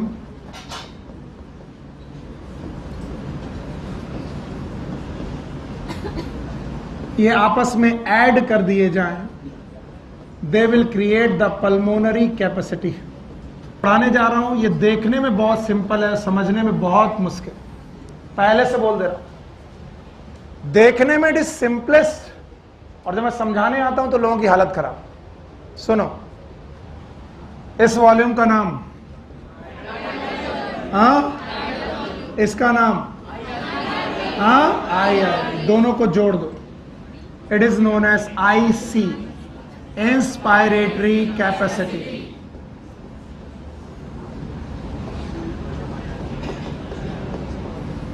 Inspiratory capacity is equals to IRV. What is IRV? Inspiratory RV. Plus TV. What is TV? Tidal. That is known as inspiratory capacity. जोड़ो, tidal volume IRV 2500 से 3000, याद आया? 2500 में 500, 3000 और 3000 में 500, 3500। तो 3000 से 3500 क्या ml? ये वैल्यू बुक में नहीं थी लेकिन नोट कर लो। What is IC? Inspiratory capacity. Now the feeling. Everyone here? रेस्पायरोमीटर दिख रहा है कि बनाऊं? दिख रहा है? मैंने कहा कि भैया नॉर्मल क्वाइट ब्रीदिंग कर रहे हो, बोले कर रहे हो। हमने कहा एयर खींचो, क्या खींची? 500। और मैंने इसके अलावा नहीं कहा, इसके साथ कितना खींचा? 500। बोला और खींचो, इंस्पायरेटरी रेलर वॉल्यूम। तो पहले तुमने खींचा था 500, 2500 और कुल मिलाकर 3000। It is the total amount. के अलावा की के साथ? तो जब बोलते हैं आप मैक्सिमम कितना इनहेल कर सकते हो, तुम्हारी कितनी क्षमता है, तुम गैस ले सकते हो? बोले 2 ले सकते हैं। एक कौन? टाइडल वॉल्यूम और inspiratory. The maximum volume of air that can be inhale forcefully. कुछ लोग बोलते हैं यही तो IRV पढ़ाया था। नहीं, बुक छोड़ दो, नहीं मरना तय है। और मैं क्वेश्चन बनाऊंगा, तुमसे हिलेगा नहीं। मैं फिर से बोल दे रहा हूं, और तुम्हें दोनों एक ही बात लगेगी। दोनों एक ही बात नहीं है। पहले मैं IRV पढ़ा रहा हूं। क्या? It is a amount of air that can be inhale forcefully after tidal volume. Tidal volume के अलावा जो मैक्सिमम एयर में अंदर ले सकता हूं, that is known as inspiratory. लेकिन मैंने कहा कि तुमको छूट है, मैं कुछ नहीं गिनूंगा, तुम जितनी एयर लेना चाहो ले लो। तो मैंने क्या लिया होगा? Tidal volume. और क्या लिया होगा? इंस्पायरेटरी। तो मैं मैक्सिमम कितनी एयर ले सकता हूं? 2। एक कौन? और इसका मतलब इसकी डेफिनेशन क्या होगी? कोई बताए? What will the definition? It is a, ना ऐसे नहीं चलेगा definition. It is a maximum volume of air. ऐसे नहीं चलेगा कि टाइडल वॉल्यूम पर IRV। Maximum volume of air that can be inhaled. बोलो क्या? Inhaled after, no, that can be inhaled forcefully. इसमें आफ्टर नहीं चलेगा। आफ्टर लगाया तो वो क्या होगा? IRV। मैंने टोटल एयर की बात की है जो आप फोर्सफुल इंस्पायरेशन के साथ अंदर ले जा सकते हो। तो क्या क्या ले जा सकते हो? कुछ लोगों के चेहरे बता रहे, उन्हें समझ में नहीं आया। हाथ उठाओ कितने लोगों को? गुड गुड, बहुत बढ़िया, शाबाश, ईमानदार लोग। बेटा अब स्पायरोमीटर देखो, इसमें 5 लीटर गैस है। कितनी?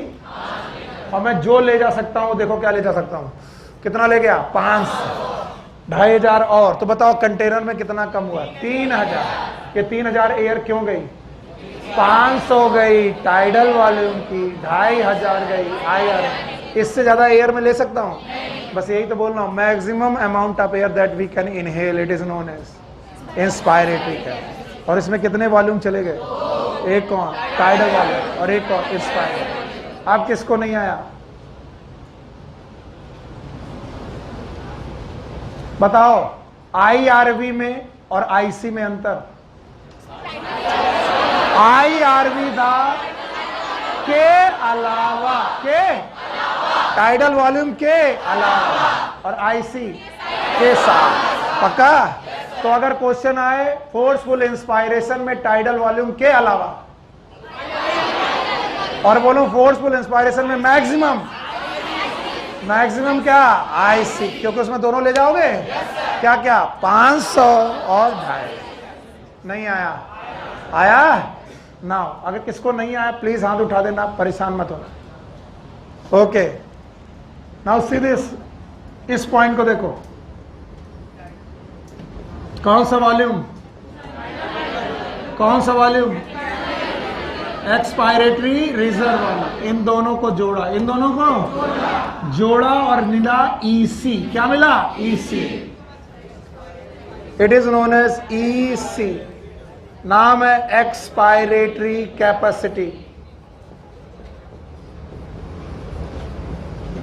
भाई ये लाइन ही नॉर्मल क्वाइट ब्रीदिंग है, तो डेफिनेशन शुरू होगी नॉर्मल क्वाइट ब्रीदिंग के बाद। बोलो, यानी नॉर्मल क्वाइट ब्रीदिंग के बाद जब क्वाइट ब्रीदिंग कर रहे हो पहले क्या निकालोगे? हाँ, और एक जो तुम नॉर्मली निकाल सकते हो वो क्या है? हाँ, ERV। एवरीवन हियर क्या लिया? क्या छोड़ा? और कुछ छोड़ सकते हैं? बोलो क्या? ERV। अब देखो ये 5 लीटर, क्या लिखा है? 5 लीटर। क्या लिया? 500। कितना बचा? 4500। क्या छोड़ा? 500। कितना बचा? 5000। ये मैंने लिया, छोड़ दिया, तो 1100 और गया, तो 5 में 1100, 6100। नहीं आया? It is a maximum amount of air that we can exhale forcefully. कितनी? 2। एक कौन? टाइडल वाला, और एक कौन? अंजलि नहीं आया? देखो बेटा, इधर मत देखना, तभी समझ में आया। क्या गया? क्या गया? क्या गया? क्या गया? क्या ले रहे हैं? क्या छोड़ रहे हैं? क्या टाइडल वॉल्यूम छोड़ा है तब तक नॉर्मल ब्रीदिंग चल रही थी? क्या छोड़ने के बाद और निकाला नहीं जा सकता है? उसका नाम, तो जो निकाला था वो टाइडल वॉल्यूम था, और निकाल दिया, दोनों को जोड़ दिया, इसका नाम इंस्पायरेटिक एक्सपायर। तो अगर मैं फोर्सफुल एक्सपायरेशन करूं, क्या करूं? यहां पर 5 लीटर है, मैंने बाहर से हवा भरी। कितने? 5 लीटर। क्या है? 5। मैंने बाहर से हवा भरी, क्या रखा है? इंस्पायरेशन। यहां से हवा, और अब मैं हवा छोड़ रहा हूं। क्या क्या छोड़ा? टाइडल वॉल्यूम, और क्या? That will create expiratory capacity. नहीं आया? What is expiratory capacity?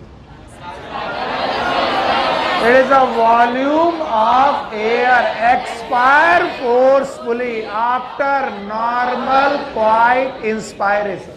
मरोगे, कोई नहीं बताएगा, इतना मैं बता रहा हूं। नॉर्मल सांस लेने के बाद फोर्सफुली एक्सपायर करना है। सांस लेना कैसा है और एक्सपायर कैसा ना? फोर्सफुली। तो जो भी निकालोगे उसी का नाम IC। कुछ लोग बोलते हैं यही तो सर ERV था। ये ERV नहीं था, ERV था टाइडल वॉल्यूम के बाद, यहां टाइडल वॉल्यूम के साथ। नहीं आया? कितने लोग को नहीं आया?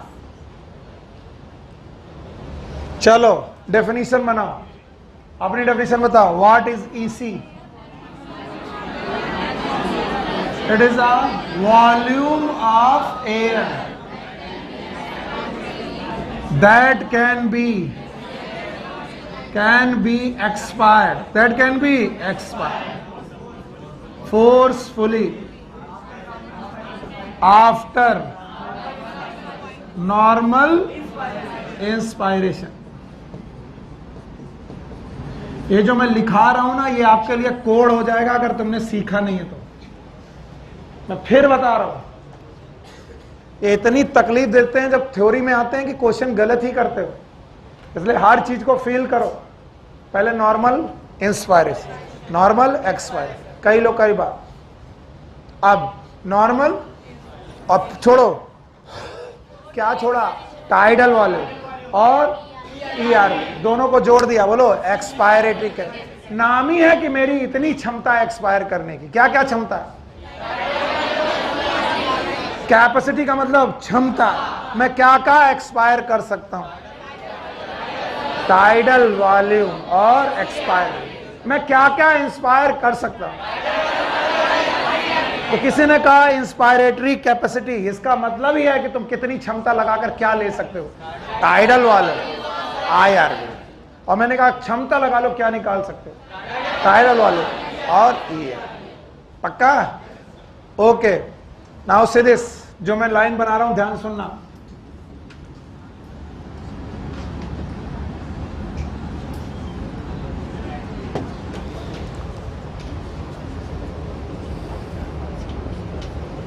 क्या लिखा है?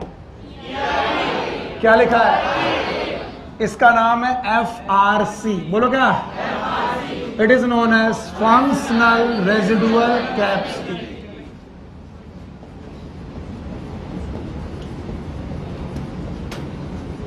डेफिनेशन सुनना,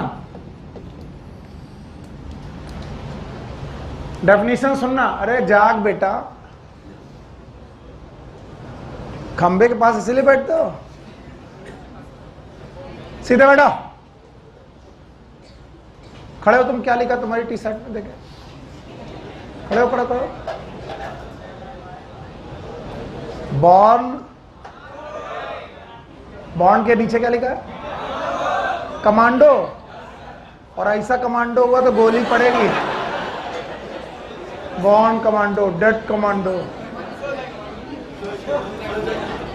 हमने लिखा था हॉर्न, हमने उसे बॉर्न की जगह लिखा हॉर्न, मतलब जब तक बैठे तब तक हॉर्न बजाते रहो।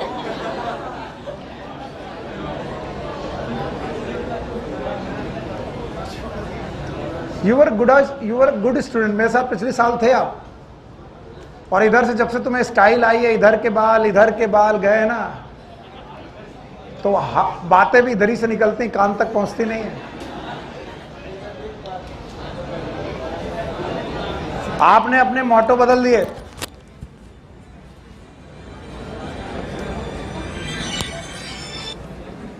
भाई क्लास में भी फोन कर दे, कोई बात ऐसे नहीं, फोन कर।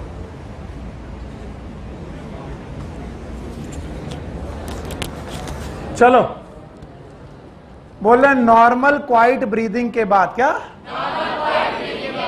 नॉर्मल इंस्पायरेशन और नॉर्मल एक्सपायरेशन के बाद जितनी भी एयर लंग में बची है, जितनी भी एयर, उसी का नाम है FRC। बोलो, इसमें एक पार्ट निकाल सकते हो और एक पार्ट निकाल नहीं सकते। सुनो, नॉर्मल इंस्पायरेशन, नॉर्मल एक्सपायरेशन। अब जो एयर बची है उसमें से एक निकाल सकते हो,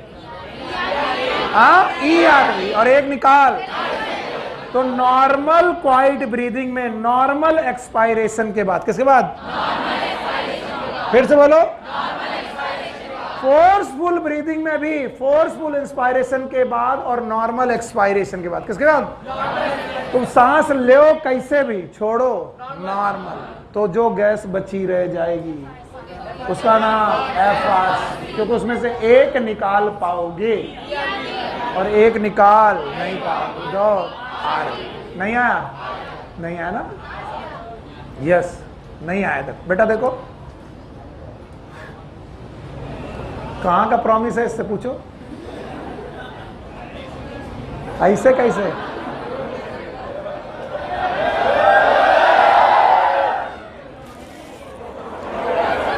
मैं क्लास में हूं, मैं क्लास में हूं। अभी नहीं, अभी नहीं, 5 मिनट वेट करो। 5 मिनट वेट करो बस, ऐसे निकलेंगे तो पकड़ लेगा। जाओ जाओ जाओ जाओ। बदतमीजों, अपनी जिंदगी में अपने करियर से ज्यादा जिसको भी इंपॉर्टेंट दी वो तुमको ले डूबेगा। जो समय बर्बाद करता है, समय उसको बर्बाद कर। अब ध्यान से सुनो,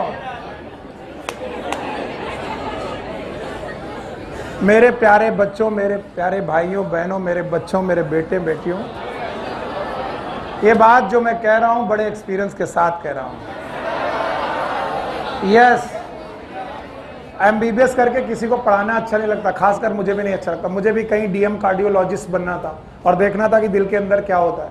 कुछ नहीं होता, 3 ठो वाल्व इधर, 2 ठो वाल्व उधर, ए इधर 2 ठो एट्रिया, 2 ठो वेंट्रिकल, लब डब। हाँ, और इसका आपके इस त्योहार से कोई लेना देना नहीं। समझ गए? अब इधर ध्यान दो, और नहीं तो कैपेसिटी गई। हाँ, अभी आ रहे प्रतीक,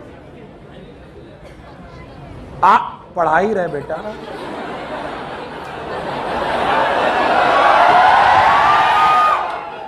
हमको कुछ और आता भी नहीं है। इंस्पायरेशन किया, एक्सपायरेशन किया, नॉर्मल इंस्पायरेशन किया, नॉर्मल एक्सपायरेशन किया। अब जरा करके देखो, क्या नॉर्मल एक्सपायरेशन के बाद और एयर नहीं बची है? क्या उसे निकाल सकते हो? उसका नाम एक्सपायरेटरी रिजर्व वॉल्यूम। उसके बाद भी कुछ बच जाएगी जिसे निकाल। तो नॉर्मल एक्सपायरेशन के बाद 2 एयर अंदर रह गई, एक जिसे निकाल सकते हो और एक जिसे निकाल नहीं सकते। तो नॉर्मल एक्सपायरेशन के बाद लंग्स में जितनी एयर बची उसी का नाम FRC। What is FRC? Functional residual capacity after normal expiration. बोलो। अच्छा बताओ, what was the residual volume? Amount of air left in lung after forceful expiration. Forceful expiration के बाद जो बचा था वो रेजिडुअल, और नॉर्मल एक्सपायरेशन के बाद FRC। क्योंकि एक चीज निकाली जा सकती है, उसका नाम ER। अभी आया? यस। तो what is FRC? Volume of air left in lungs after normal respiration और नॉर्मल एक्सपायरेशन। ये सारी चीजें बेटा तब मुश्किल आएंगी जब मैं इनसे क्वेश्चन बनाऊंगा, और अभी आपको खूब मजाक करना है, कर लो। 4 वो थे, 3 ये हो चुकी हैं, 7, 2 बाकी हैं। कितनी? 9। तो 4 वॉल्यूम, 5 कैपेसिटी, 9 हो गए। तो बताओ मैंने क्या क्या पढ़ाया? IC, EC, FRC। मम्मी का समय इधर मत देखना। हाँ, IC इंस्पायरेटरी कैपेसिटी, बता पाओगे? Maximum amount of air that we can inhale forcefully. कितने ले गए? 2। एक और टाइडल वॉल्यूम इंस्पायरेटरी। कोई दिक्कत? चलो EC एक्सपायरेटरी कैपेसिटी, बता पाओगे? Maximum volume of air that can be exhale after normal inspiration. Normal inspiration normal होना चाहिए, एक्सपायरेशन फोर्स। कितने ले गए? 2। एक और एक। पक्का? तो इस लाइन का मतलब ही होता है नॉर्मल क्वाइट ब्रीदिंग, और इसका नाम है फोर्सफुल एक्सपायरेशन। इसका नाम है फोर्सफुल एक्सपायरेशन। तो अगर कोई इसके साथ जुड़ा है तो नॉर्मल क्वाइट ब्रीदिंग के साथ जुड़ा है। किसके साथ? तो अगर कोई IC बोले तो इसका मतलब है नॉर्मल क्वाइट ब्रीदिंग में मैक्सिमम फोर्सफुल इंस्पायरेशन। ओके? और अगर इसके साथ जुड़ा है तो नॉर्मल क्वाइट ब्रीदिंग में forceful expiration. what it means? Inspiration is normal, expiration is forceful. What it means? Inspiration is normal. Sorry, expiration is normal, inspiration is forceful. What it is? पक्का? And now this. क्या कर लिया? Normal कर लिया? क्या निकाल सकते हो जो तुमने निकाली? और इसको निकाल, तो आफ्टर नॉर्मल एक्सपायरेशन के बाद एयर बची, that is known as FRC. What is FRC? Functional residual capacity. It is a volume of air that is left in lung after normal expiration. आप सुनो ध्यान से, क्योंकि मुझे अब जगह कम मिल रही, इसलिए ध्यान से सुनना. यहां से लेकर यहां तक और गाढ़ा कर दे रहे हैं. आप मुझे बताओ क्या क्या मिल रहा तुम्हें? IR, ER. बोलो क्या क्या? IR, TV, ER. पक्का? अब मैं इसको लिखने के लिए कहां जगह निकालूं? ये हटा दूं? चलो यहां हटा दे रहा हूं. इसका नाम है VC, vital capacity. Vital capacity. और अगर बुद्धि है तो तुम्हें मालूम होगा, सर फोर्सफुल एक्सपायरेशन के बाद फोर्सफुल इंस्पायरेशन कर दो, या फिर फोर्सफुल इंस्पायरेशन के बाद फोर्सफुल एक्सपायरेशन. ध्यान से सुनना, ध्यान से. एयर देखना, क्या क्या लिया? Tidal volume, inspiratory reserve volume. क्या छोड़ा? टाइडल वॉल्यूम और इंस्पायरेटरी. पागल हो तुम, तभी तो नहीं आ रहा. इसी को पढ़ाया था.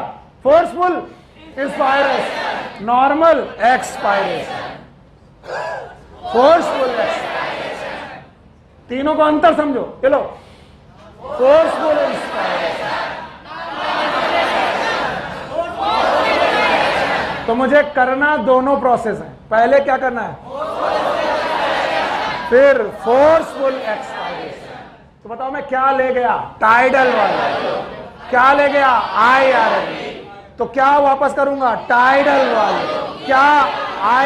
IRV. जो ले गया वो वापस तो करूंगा. मैं जितना पूछूं उतना बताओ. क्या ले गया? और IRV नॉर्मल एक्सपायरेशन में क्या छोड़ा? टाइडल वाला. और क्या छोड़ा? तो अगर फोर्सफुल इंस्पायरेशन के बाद फोर्सफुल एक्सपायरेशन किया जाए तो जो लिया था वो तो निकालेंगे ही, साथ में ERV भी निकाल देंगे. And that will count 3. बोलो कौन? IRV, PV, ERV. बेटा नहीं आया ना? हाँ कोई बात नहीं. इधर देखो क्या लिया मैंने. चित्रांश मत करो, ठाकुर साहब मार खा जाएंगे. तुम समझ ही नहीं रहो.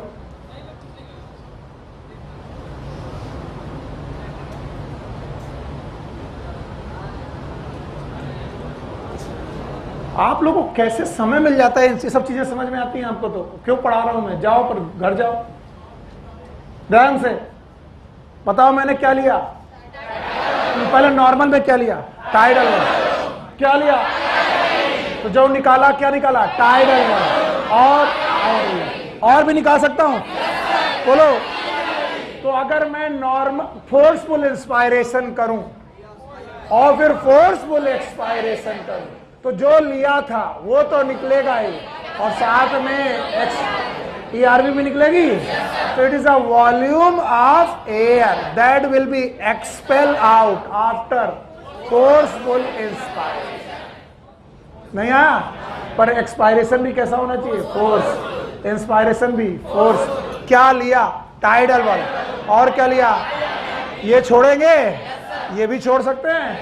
तो क्या डेफिनेशन होगी? It is a maximum amount of air that we can exhale forcefully after forceful inspiration. नहीं आया, यानी एक फोर्सफुल की दोनों। अच्छा बताओ, इसमें आईसी में क्या था? Expiration normal, inspiration forceful. EC में क्या था? Inspiration normal, expiration forceful. अच्छा बताओ, वीसी में क्या है? दोनों फोर्सफुल। क्या लिया? Forceful inspiration. क्या छोड़ा? Forceful expiration. नहीं आया? कितने लोगों को नहीं आया?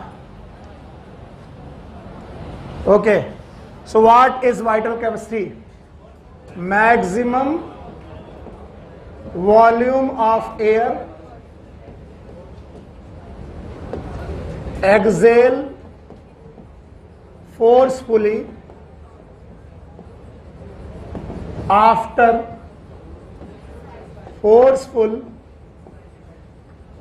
inspiration। उल्टा भी लिख सकते हो क्या? Maximum amount of air inhale forcefully after forceful expiration. देखना, अभी देखना, ये मैंने निकाल दिया। अब मैं स्पायरोमीटर से खींच रहा हूं। पहले ये आरवी भरेगा। क्या भरेगा? फिर टाइडल वॉल्यूम, आईआरवी। नहीं आया? तो फोर्सफुल इंस्पायरेशन के बाद फोर्सफुल एक्सपायरेशन करूं, या फिर फोर्सफुल एक्सपायरेशन के बाद फोर्सफुल इंस्पायरेशन करूं? समझ गए? That is known as vital capacity. दूसरी डेफिनेशन बताओ। Maximum volume of air that can be inhale forcefully after forceful expiration. बात वही है? देखो करके दिखा रहा हूं। अभी मैंने नापा नहीं है। क्या निकाल दिया? केवल क्या है? रेजिडुअल वाले। अब मैं खींचना चालू कर रहा हूं। पहले ये भरेगा। क्या भरेगा? देखो बेटा, टाइम लगेगा, ध्यान से। क्या निकाल दिया? और कुछ निकाल। अब मैं स्पायरोमीटर से भर रहा हूं। पहले क्या भरेगा? फिर टाइडल वाले। तो क्या क्या भरा? ईआरवी, टाइडल वाले। ये कब किया? जब फोर्सफुल एक्सपायरेशन। तो फोर्सफुल एक्सपायरेशन के बाद फोर्सफुल इंस्पायरेशन के जितनी एयर खींची उसका नाम वाइटल कैपेसिटी। उल्टा करो, उल्टा करें, बोलो। फोर्सफुल क्या ले गए? टाइडल वाले। और क्या ले गए? आईआरवी। अब फोर्सफुल एक्सपायरेशन जो ले गए तो वो ले गए, और ईआरवी नहीं आया।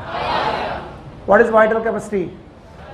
Maximum volume of air that can exhale after forceful expiration. पक्का? कितनी कैपेसिटी? 3 की 4 बोलो। पहला आईसी, ईसी, एफआरसी, वीसी। और भैया बहनों, मेरे प्यारे बच्चों, सभी का जोड़ दो, सब टाउ जोड़ दो, सब का सब जोड़ दो। It is known as total lung capacity. बोलो क्या? Total lungs capacity. जोड़ो, क्या क्या जोड़ोगे? IRV plus TV plus ERV plus सब कुछ जोड़ सको। Total lung capacity. सुनो, ये maximum amount of air that you can fill in your गुब्बारा। योर गुब्बारा इज, सुन लो नहीं तो फिर गलत करोगे इसको। लंग से क्या निकाला नहीं जा सकता। अब पूरा लंग भर रहे। अभी क्या है? आरवी है। क्या लिया? ER। क्या लिया? टाइडल वाले। एक्सपायर नहीं किया, लंग्स में है। एक्सपायर कर देते तो वाइटल कैपेसिटी। लंग्स में रखा है तो टोटल लंग कैपेसिटी। बताओ क्या क्या? अब ध्यान सुनना। क्या निकाल लिया? अभी क्या बचा? आरवी बचा है। और क्या लिया? ER जो निकाला था लिया, और टाइडल वाले। अब इस समय लंग का गुब्बारा भर चुका है। इससे ज्यादा भरेगा तो फट जाएगा। तो what is total lung capacity? Is the maximum volume of air that can inflate the lungs. Lungs में जो मैक्सिमम अमाउंट ऑफ एयर तुम ले जा सकते हो आप फोर्सफुल इंस्पायरेशन के बाद, that is known as TLC। बहुत सारे लोग TLC और वाइटल कैपेसिटी में अंतर नहीं समझ पाते। वाइटल कैपेसिटी क्या है? छोड़ना पड़ेगा या फिर लेना पड़ेगा? क्या छोड़ देंगे? RV। अगर वाइटल कैपेसिटी में क्या जोड़ दो? RV। तो क्या होगा? Total lung capacity. नहीं आया? किसमें क्या जोड़ दो? Vital capacity. क्या? RV। तो क्या होगा? Total lung capacity. जल्दीबाजी में मत रहो। हाँ हाँ, तुम्हें जाना है तो तुम जाओ, मैं बिना चार्ट बनाए जाने नहीं दूंगा। चलो, व्हाट इज TV? हाँ, कितना? 500। What is IRV? 2500 से लेकर। पक्का? What is ERV? 1100 से 1000 से 1100। पक्का? What is RV? 1100 से 1200। इसमें किसी को दिक्कत है? आगे सुनो, TV प्लस IRV याद रहेगा? What is IC? पक्का? बोलो, TV प्लस ERV EC। और जिन लोगों के दिमाग में केवल ये अक्षर चल रहा है, फीलिंग नहीं चल रहा है, वो मर रहे हैं। ये अक्षर तो चल रहे हैं तो बेकार हो। तो yes, RV plus ERV। FRC, what is FRC? Functional residual capacity. याद रखो, TV plus ERV plus IRV। पक्का? It is VC। ये क्या है? IC plus IRV। It is equal to VC। ये क्या है? IC plus ERV। ये भी क्या है? VC। नहीं आया?